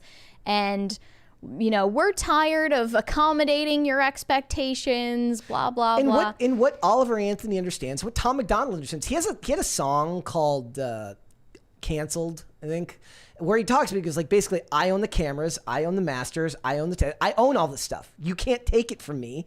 And it will hold its value for him, right? But that requires 3 times the work to put in. Now, there's something you said. At her level of fame, you cannot do that on your own. So I looked up what Universal Music Group had, like 29,000 employees, right? I wonder how many employees it takes to run, like if she wanted to run this as herself, have her own record label without the help of any of these agencies. Even as a billionaire, would she be able to afford that? I don't know. But I do know that there's a lot that comes with working for these companies that is beyond just the financial value, which is like connections with other people in the music industry, which opens doors. Yeah. Right? There's intrinsic value, and then there's value that comes from the amount of deals and agreements these companies have made with other individuals and other people buying and selling music over the decades. This is the same entitled attitude that's behind the writers' strikes and the SAG strike right now, where they're doing this performative resistance against the studios, but they still rely on the studios for all of the funding that they give to their projects, and they don't want to do it themselves, and none of the liability. They don't want to take the risk of funding their own projects because they don't actually care about making art and storytelling as much as they claim to. Well, they might want care. the legitimacy and the money that the big studios give them. Yeah, they care, just not enough to put their own money where their mouth is. Yeah, right. And they're going to do this performative resistance until the money dries up and they slink back to their writer's room cubicles and Zoom meetings with their tails between their legs. Musicians can't really strike the same way. Yeah. I'm more annoyed because she made it a gendered issue when this happens to male artists all the time. Yeah. Right now, they're saying Justin Bieber's like looking to leave Scooter Braun. They're saying they said that wasn't true, and they're still tight. And Justin Bieber like pushed back when Taylor Swift was. That's who she was talking about in there. Talking about Scooter Braun being a manipulative liar. No, he's just a businessman and you're a businesswoman and you both have your own selfish interests involved in making art. And what I really like though, I like the idea that George Soros bought the masters so that he just has a copy of them. He has the only copy and he listens to them on like a mini disc. Yeah. Do you know what a mini disc was? It was like this weird thing that came out between tapes and after CDs. Yeah, mini disc player. Guys in the chat will know what I'm talking about. So I'm picturing George Soros is sitting there with his mini disc player, and he's listening to the original masters of the Taylor Swift albums that he bought with Scooter Braun. I'm pretty sure that her masters belong to Disney now. Oh yeah, they were sold on, right? Well, you know, They Disney were sold after that too.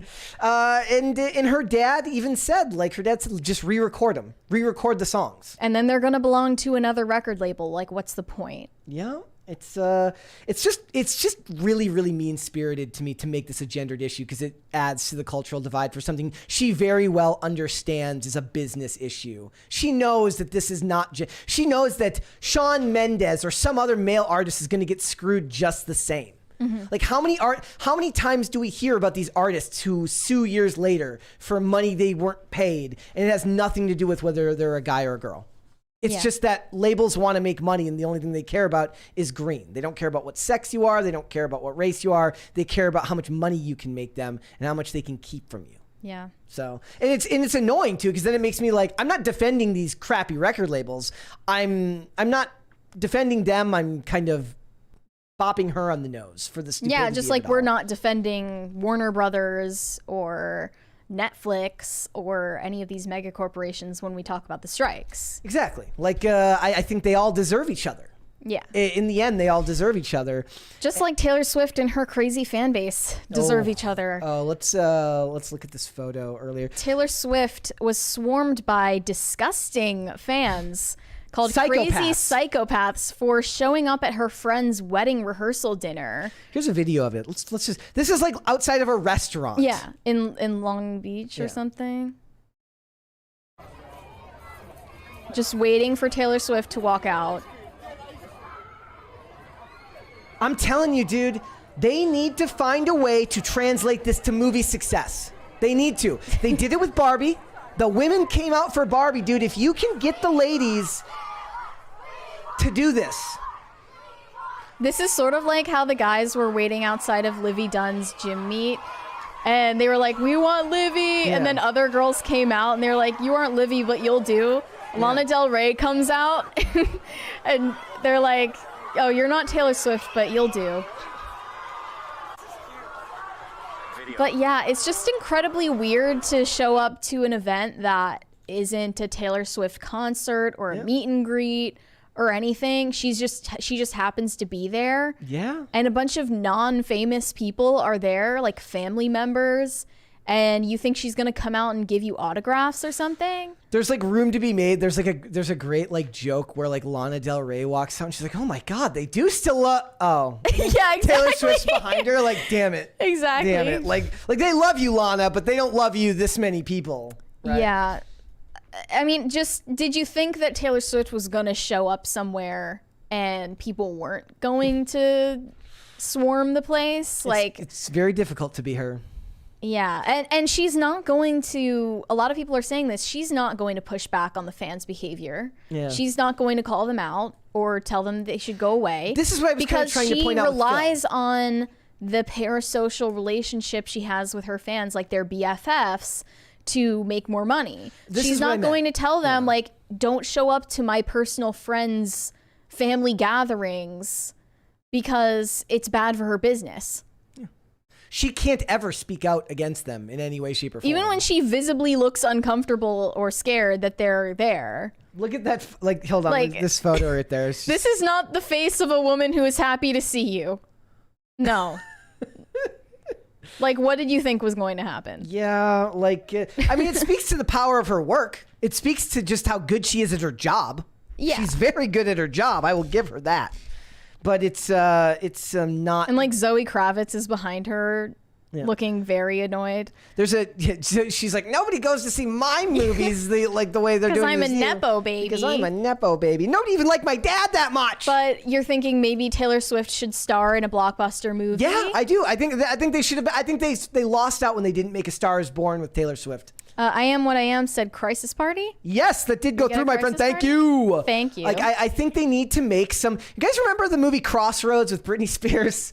Okay, well you're too young, but it was a very early year? meme, 2006 or something like that. Very early Okay. meme potential. So what I'm thinking is they make either Crossroads with Taylor Swift or they make Coyote Ugly 2 Electric Boogaloo with Taylor Swift, because that movie was about a songwriter. She wouldn't do that because the women in Coyote Ugly were hot. That's stupid. Make it anyways. She would think it's sexist. Well, she should do it. They should just But make they it. haven't come out to see her cameos in movies, and I thought that she should have had a Yeah. Barbie cameo. Like that was a huge opportunity that they missed. People in the chat are like, I remember that was a bad movie. Yes, the movie Crossroads was a bad movie. I from what I remember. But if she starred in a movie, Britney Spears, yeah, she starred in a movie. no, Taylor Swift. Oh, yeah, if she she starred in a movie, you think that it would do as well as Barbie? Because of her fan Yeah, base? I do. I honestly do. Like if it was marketed the right way, soundtrack is nothing but Taylor Swift songs. Like it's just Taylor Swift music. And it's about Or Taylor Swift adjacent. It's a woman named Sailor Twift, and it's it's about a young up and coming country star fighting back against the patriarchy that is keeping women down in No, the it music needs to be industry. something that's less realistic. Like, I don't know, she's a lounge singer. Oh yes, Crossroads had Taryn Manning, the girl from last week, the Orange is the New Black lady. Oh yeah. Yeah. Wow. It was great. It's fantastic. You should watch it. You'd love it. I'll consider it. According to an insider, Taylor Swift was upset that fans swarmed her friend Jack Antonoff's wedding. Yeah, and she, like you said, she's not. I mean, doesn't going to she push owe back. it to her friend to push back? Doesn't she owe it to her friend and her friend's But her friend's a businessman. fiance and her friend's family? But her friend's a businessman who understands. So really, he's like, do I want to upset her fans and cost myself money? His He best is option. costing himself money because he's her producer. As I'm saying, his best option would have been to just not invite her. But even then people would say, why wasn't Taylor Swift invited to Jack Antonoff's wedding? Also, a lot of Swifties are like making TikToks condemning this behavior when I believe wholeheartedly that if they were there and had the opportunity to be there, they would have been part of the crowd. Somebody says Fast and the Furious, Tokyo Swift. Tokyo Swift. Yes, we have to know all of the. Giorgio says the only Crossroads I know is the song from Cream. Well, what about the Bone Thugs and Harmony song? That's the real Crossroads. Yeah, she was. Like I said, she was in Amsterdam and nobody saw it but us. I don't think a lot of people knew that she was in it. Yeah, and she was but only in it for a little bit. Though she had a very important role. Cameo in the Hannah Montana movie. And Cats. And Cats, And Cats. unfortunately. Nobody saw that though. Disturbing. Yep. She's also getting heat right now because thank you guys. One of her concerts in Italy had limited wheelchair access. Like now you're just grasping for straws. Taylor Swift is ableist. Is Taylor Swift ableist now? Taylor Swift is super ableist. Able Swift. I'm so I down. don't know. I think Italy is ableist because they don't have elevators. There you go. All right, guys, let's go ahead and do the super chat, shall we? Shane H. Wilder said, of course A24 is making a musical. Well, you just don't get it. No, I get it. It's just pretentious claptrap wanting to be smart, and I hate it. Yeah. Too swift, too serious instead of too fast, too furious. Are you excited for Dix the Musical? No, I'm not You going excited to to review Dix the Musical? I'm not going to see that. I'm not going to see that. I will. It's like Bros, but worse. I'm excited to see Gran Turismo, and that's like the only one I'm excited. And in fact, I was excited for the Equalizer 3 until I went and rewatched Equalizer 2 and realized that it just wasn't that good, even though I like Fuqua's work. Like, it's so boring for like it's just not that great. Like I love the first one so much, and I love so much of Denzel's. Well, if you think it's boring, like it must be Denzel's really bad. Denzel's early work with with Tony Scott was so good and so much fun. And then I see this stuff, and he does look older, and that's fine. But I feel You're not like getting any new stars in Hollywood. But I feel like if you're older, you should compensate by quickening the pace of the movie a little bit. Like the age would show less. Like if it was a younger actor, it would feel more cerebral. But when it's an older actor, it feels like you're responding to the what's available to you, right? So, but I do love Denzel. I made a tweet over the weekend. It was just like, I wish Denzel Washington could make movies forever. And people were just like, with the power of AI. And I'm like, but no, I want him to be able to make movies forever himself, not like have a corporation decide that he can make movies forever. You know? Rick Bungle said, Mary, what is your favorite Britney Spears song? Mary? That's difficult. I'll have to think about that.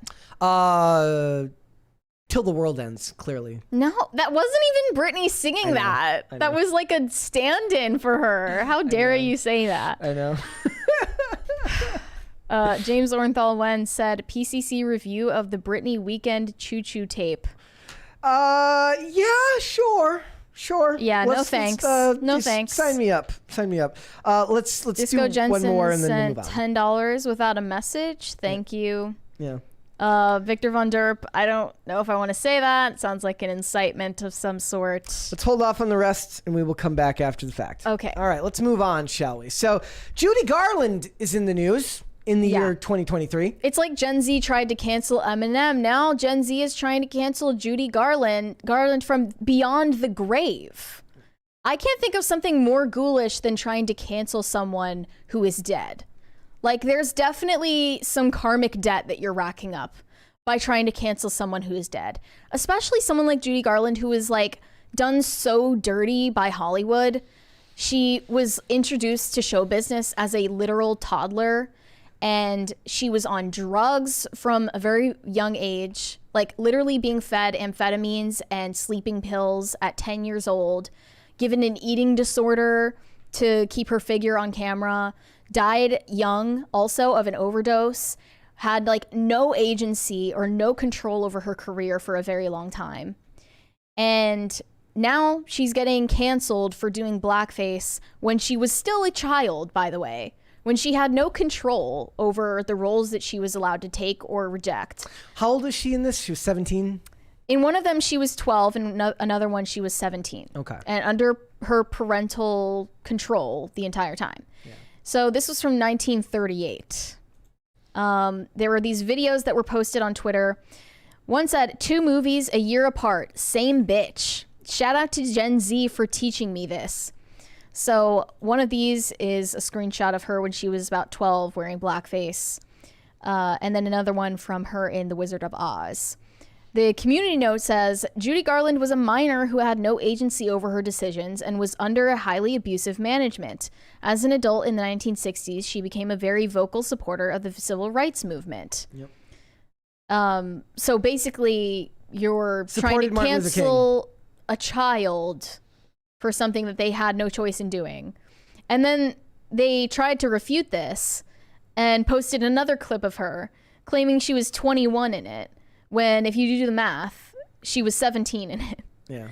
And I just don't understand what the value is in trying to cancel someone who is dead, who did this at a time when this was culturally acceptable also. They don't, yeah, but the thing is, they don't look at it that way. Didn't have control over taking the role or rejecting it. It's the same people who, like, when a college professor says to you, like, would you have stood up against slavery when it was And every imparted? stupid person thinks that they would be the one to be a revolutionary or whatever. And in fact, they wouldn't be. But they don't have the humility to recognize that. They won't even do it by getting rid of their cell phone, which is being made by child slaves in other countries. Yeah. Yeah. One person said, I think we're spending too much time absolving Judy Garland, and we're overlooking more productive conversations young people would find more helpful if they're learning about all this stuff for the first time. Judy was asked to do this because white people found this as an acceptable form of entertainment in the 1930s. It's baked into the foundations of American pop culture. That's deeply unsettling, especially when a familiar face makes that fact obvious, real, and recent. I also love, there's just something to me that's just so current year about the fact that then they show the picture of Robert Downey Jr. and they're like, that's fine though, because we like him. Or let's talk about Justin Trudeau's blackface. Or let's talk about Sarah Silverman doing blackface, or any of these people who are accepted by the establishment and also who wore blackface in a time when it was not socially acceptable or baked into pop culture. Yeah. but because she did it when it was still socially acceptable, she should get dragged on it. To me, what this always while is, she's literally like in the ground. Yep. She died in 69, right? Yeah. So at like 47 years old. Disco this hadn't woman even is in, been born and died. This woman is in her grave right now. Yep. Like, what I find most sad about all of these conversations with the people who have these discussions online, especially, is like there's a $20 one right there from Crispy Leg Transport LLC. Says got that? He said those cancel people need to go touch some grass. Yeah. Like what it is to me, and as a response to that, it's kind of like we always judge by how it was rather than how far we've come. And it's more important, I think, to judge just how much progress has been made in such a short period of time than it is to go back and focus on what happened 100 years ago, especially when our attention spans barely allow us to think about what happened a week ago. Well, I also just don't think that you need to even justify this by saying, oh, no, it's okay. She was anti-racist and she was a supporter of the civil rights movement later on. Yeah. You don't need to even defend her with that. You can just defend her on the basis that this is a human being who has been dead for much longer than like the time before you were born and doesn't deserve to have her name dragged through the mud for something that she did when she was a child. Yep. It doesn't matter if she, repaired her reputation in your eyes after the fact. Yeah. Like, it's just ghoulish and evil to drag someone's name like this through the mud after they're dead. Yeah. And their family members are going to see this. And like, her family was in show business even before she was born. And imagine how bad it was before then. I will say that I do kind of like a lot of the comments are like, I don't care, move on. Like from all groups seem to be saying like, why is this making the rounds again? Why do you care? And it does show the political expediency of it when it's like something like this, which is politically neutral, meaning that they can use it to benefit them. Whereas if it's somebody like Trudeau, that will just go missing and nobody will remember it, or Sarah Silverman, it'll go missing, nobody, then all of a sudden it's misremembered. Robert Downey Jr. is given a pass because we all love Robert Downey Jr.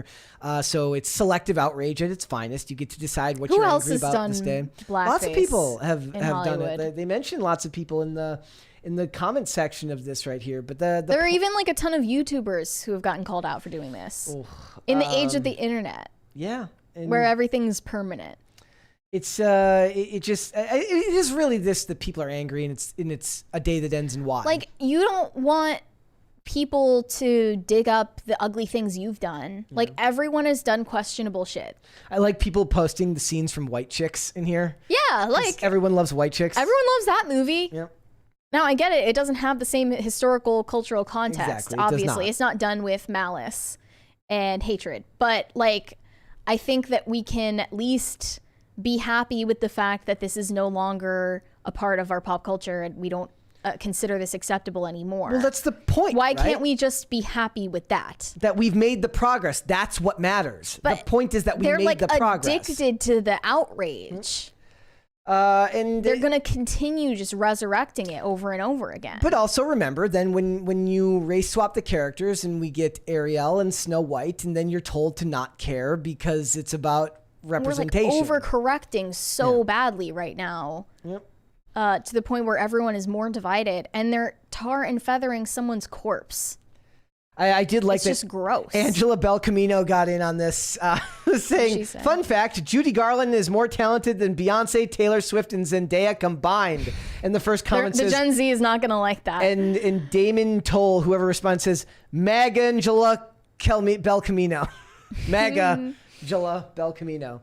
And, it's sad. It's sad because you're taking someone, like you said, they're kind of ignoring the fact that she had a really, really rough life. But became like, an advocate for civil rights. Somebody who became an advocate for civil rights later on. What you do as you grow matters as much as the mistakes you make when you're younger. And let's talk about the societal ills that were a part of Judy Garland's experience that are still in Hollywood today.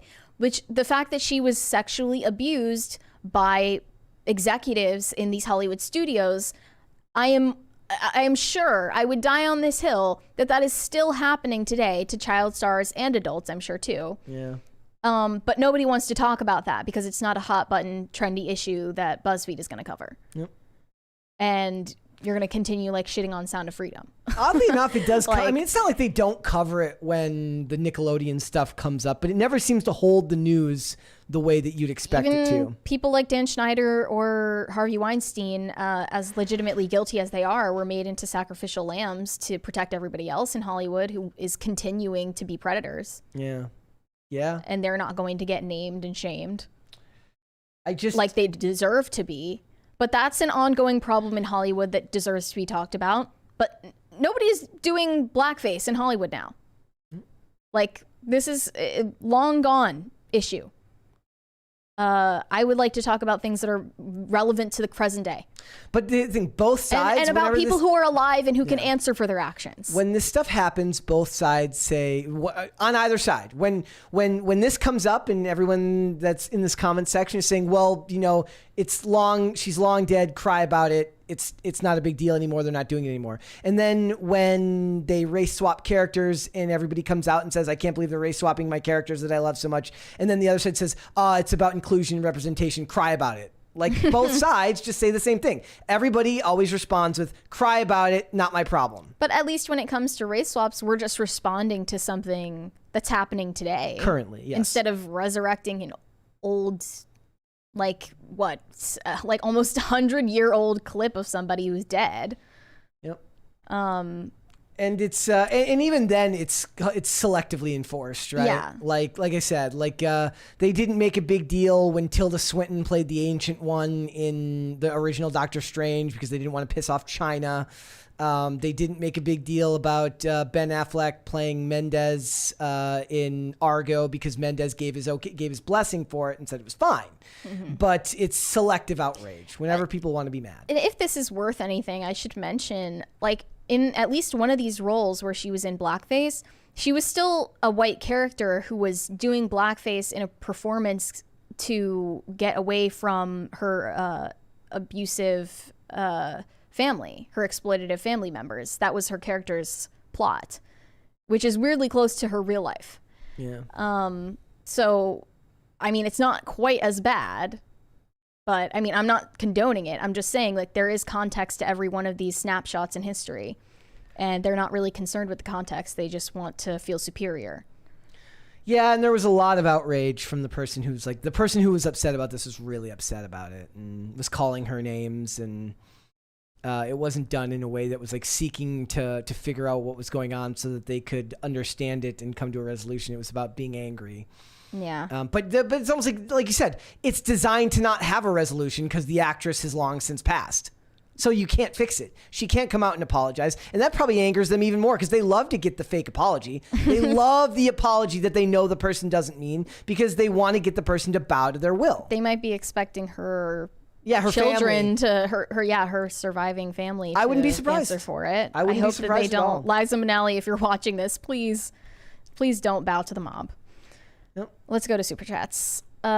Jacob Edler said, nearly 2 decades of Britney's life was stolen from her. Of course, she's gotten arrested. Development. Pity her, but let her be. I do pity her. I think that she still has her. agency. She's as a human still being. an adult, and like I said, she's got kids. And I don't think we're being hyper rude or anything like that. We're just talking about something that's happening in the news. And one of the things is when you rocket to that level of fame and you achieve hundreds of $1 million of net worth, which of course has been dwindled to $60 million because of the leeches who bank off of her, make money off of her, you become part of the public consciousness, and that means that people are going to talk about it. I think we do better than most in not being overly rude or bombastic about it. I think we talked about it in a fair way. Mary clearly said that she hopes that she gets the help she needs, but I don't think you just leave it be in that context when it's a public she's figure. Broadcasting and it. trust me, like to the person who sent that super chat, like I struggle with that. I understand because I am a live and let live, let the person be type of individual, but it's the job. and they are in the public space, and people are going to talk about it either way. I would rather talk about it in as respectful of a manner as possible than just leave it to the people who are just going to be rude and say, haha, look at this, it's ridiculous. There's some, it's just, I don't think that it's just something you leave be just because of the circumstances. Sorry if you didn't mean it that way, though. Grin said, week 3 of Mabga. Sorry, can't afford to super chat each day. Don't apologize. That's fine. I'm still going to make American bullying great again on your behalf, dude. Disco Jensen sent $5 without a message. Thank you. Mike Nick said, East 90 90 90 999. Yeah, it's 1990. It's a Bone Thugs and Harmony. Oh, yeah. Sorry. Didn't get the reference. Shane H. Wilder said, these adult kindergartners need a hobby. Go create or build something. You have God-given talents. Grow up and use them. I don't know if they do. They might have talents of some sort. Could they be of use to society? They've got some email jobs, I'm sure. It's fine. It's fine. Those poor people. Lulu said... Let's do one more and then we'll move on. Logan Paul should be happy. He's about to legally put his hands on Dillon. This should be his motivation to fight for his woman's honor. There you go. There you go. He has a perfect excuse. Not many people get that opportunity. That is absolutely true. All right, let's hold off on the rest and we will come back, guys. So as you know, there's been a tragedy going on in Maui right now, the wildfires and everything, and one person is coming to the rescue. No, it is not Joe Biden. It is an OnlyFans model named Maria Casillas, who is offering to sell her nudes, $10 each for one nude, all to be donated to the wildfire victims. Unfortunately, the evil supervillain in this case is GoFundMe, who refunded all the money to people. Oddly enough, the people got to keep the nudes. Well, I mean, you can't really take that back. Yeah, they got to keep the nudes. So it's basically just free nudes, and nobody who was a victim of the wildfires was helped. So it says, is that what we're hearing? Yeah, OnlyFans model and Honolulu resident, I think it's Mariah. Mariah Casillas, age 22, revealed that she would send nudes to each person who donated at least $10 in recovery efforts aimed at the Maui wildfires. I think by the time it was done, it raised over $7,000. Can people just donate to a charity without jerking off? I feel like that would be a little bit more of a credit to your character. I do love the idea that there's people who are like, I did my good deed for the day. I'm sure a lot of them are also telling themselves, oh, I'm supporting a small business. Exactly. Well, yeah. I'm supporting women's businesses. That's on International Women's Day, their OnlyFans budget goes through the roof as they help female small business owners. She says, F it, sending nudes to everyone who donates at least $10 to the Maui. I get it. She's a resident, right? So it hits a particular chord with her. She's certainly doing her part. She's not Paris Hilton off here taking her bikini thirst traps as the fires blaze forth. This is against TOS on GoFundMe, Yeah. I presume. Yes. Which she should have known. I don't think she read that. Someone said, do you take EBT cards? Amazing. No. Just amazing. They shut her down.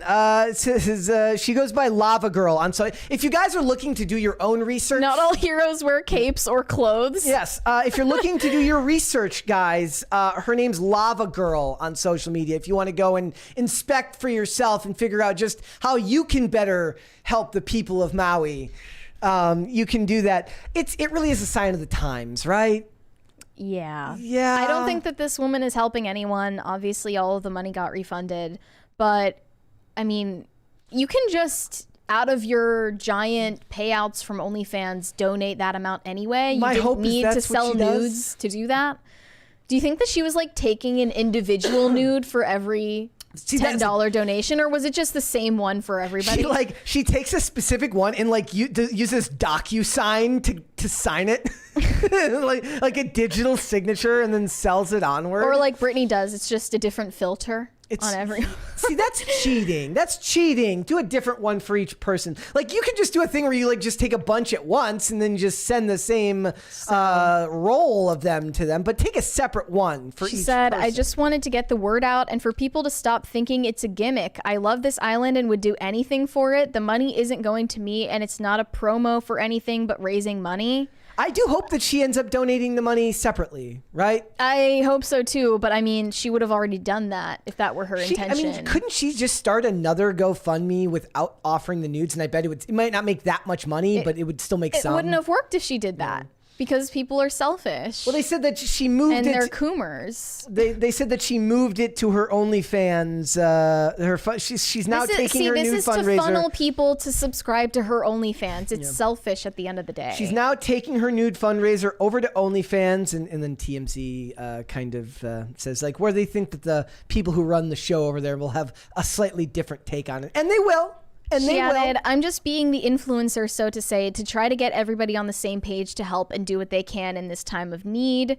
I've put together a team to help me disperse these funds to families, households, and those that need immediate relief. There was Joey B. Toons posted a picture where it's just a woman posting in a bikini thirst trap and says, praying for the people of Maui with like the sad face emoji. And it just says like, this is the face of pure concern. Yeah. Like it's something about it, right? It short circuits their brain. It's like the women taking thirst trap photos out front of Auschwitz. Remember that? Okay. They weren't like taking thirst traps. It was more just like, you know, vanity shots. Okay. Like glamour shots. Taking vanity shots out front of. Yeah. It's weird. Right? Or the woman who did it out in front of her dad's coffin. Yeah. That was weird. Or Caroline Calloway taking bikini photos to announce her dad's suicide. Like, what is it? What is it that short circuits the brain to think like? I guess it's just because they're so used to having to use the photos to funnel people. You see a tragedy that is causing thousands of people to lose their lives, their households, their homes and land, and you think, how can I make this about me? And how can I use this to funnel people to subscribe to my OnlyFans to benefit me and get people to give me attention? I don't think that this was a noble effort at all. Here is the one I was talking about from like 2018. If you guys didn't ever see this one. Yep. We live in a hellscape. Or like that kid that recorded him musically in front of his grandfather on his deathbed in the hospital. Yeah. Like, I just don't respect the effort. Sorry. Like, this was yup. She why would you wear that to a funeral at all? Yeah. That's just not the way that you should. I'm more upset by that dress at pose. anyone's funeral. That pose is almost mocking. It like is. the eyes look almost mocking to me. Yeah. Yeah, it's just, but there's something about it, man. We've short-circuited people's brains with internet fame and clout. And people don't realize that what they're doing is kind of not the right time, not the right place for something like that, right? Yeah. Like they're not quite grasping it. Am I wrong? No, you're right. I just think that this is like a peak narcissism. Well, I mean, it's the sign of the culture we're in right now. And I don't know if you can actually change that because the business model requires it, right? To be that good. When you're your own business, when your body is your business, it kind of requires a level of narcissism. And they just don't realize that doesn't translate to all other business ventures. I just think if she actually cared about it, post an actual family's GoFundMe. Yeah. Use your platform that you have on social media to get more eyes on it and leave your own personal gain out of it. Yep. Right? Because she knew that a lot of people would see this and that the media would cover it because it enrages people. Like, she was just using this to get more subscribers. Yeah, and that's the thing. Like, it's got like a built-in. She actually cares at all. It's got a built-in denial mechanism. Like, I'd like to think that she's just young, doesn't quite get she doesn't get. Well, she's that naive. She shouldn't be selling pictures of her body online at all. Yeah. She doesn't understand the consequences of her own actions. She had $100,000 goal. That was a lot of nudes. She'd only made it That's to why I'm 7,000. telling you, it's just the same nude copy and pasted for all the people that pay. I changed my mind. I don't support this anymore.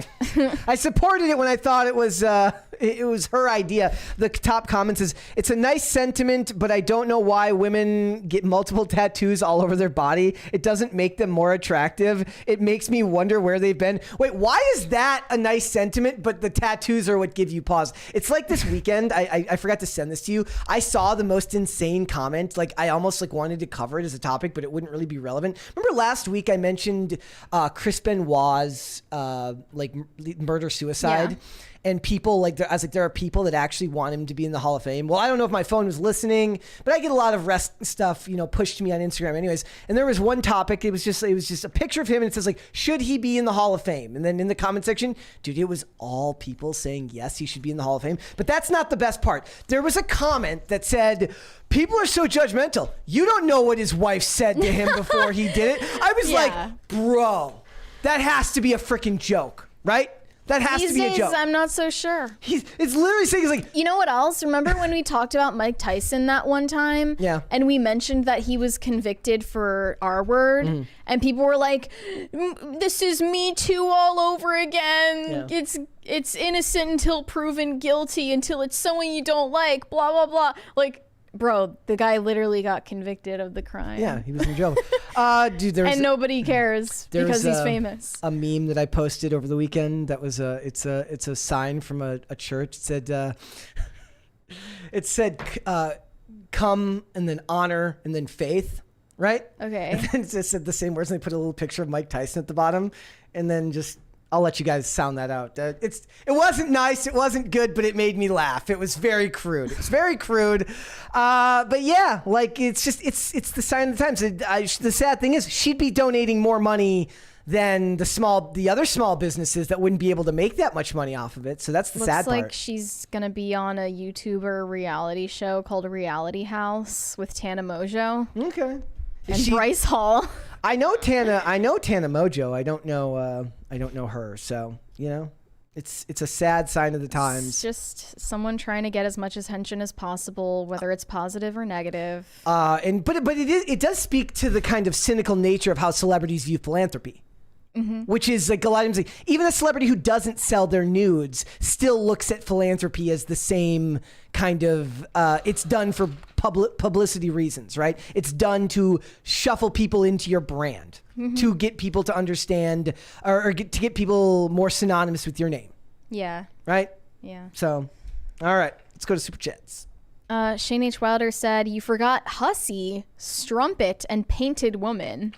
I've never heard the third I never heard one. strumpet. I've heard strumpet. I've never heard painted that? woman. Placeholder name said, "Logan's lady is a loose cannon. She's loose and can take a cannon." Oof. Got him. Hiroshima Otaru said she made him wait to put him in his place. Kind of. Yeah, it feels that way. Did you see the way that she was looking at him in that video? Like, I think this topic is finished. Yeah. Don't you? Sweetie. And then just basically said, we're going to move on now, right? Yeah. I feel like she wears the pants in that relationship. Why do you think like people as successful as him end up with women that are domineering? Just they don't want to make. They're tired of decisions. They're tired of decisions. They have decision fatigue, and they want. It's the same reason that rich, powerful men end up with dominatrixes. Like Maybe CEOs. Like that's like at the end of the day, I'm sick of making decisions. I want somebody to tell me what to do. It might be that. Shane H. Wilder said, "I think Andrew Jacobs is wondering about PCC, not CCP, because he saw the PCC trailer this morning." LOL. Well, we're gonna talk about that trailer tomorrow, ladies and gentlemen. Yes. We will debut Shane's trailer. We really admire the creativity. We do, and how quickly you got that put together. That's crazy. Austin Brown said, "Is Mary in costume to film a silent prison film?" You could be. Yeah. I can't wear stripes around here. On the chain. People wear stripes and no one Dang. says anything. When Mary wears stripes, she's a prisoner. Like, I don't get it. John Stewart said, "Cracks neck painfully. I remember mini discs." Yes, man. They were. Now a you have thing. mini discs in your spine. They were a thing, man. They were a thing. John Stewart, Exploding Prinny?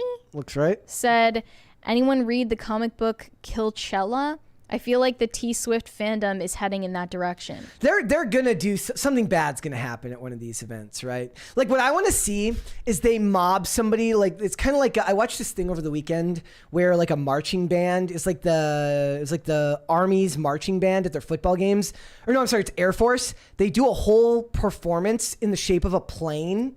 And then they break up and the plane becomes a smaller plane and a landing deck and they land the plane while performing on there. The Taylor Swift mob will attack a bunch of people and it will spell out live, laugh, love below it, right?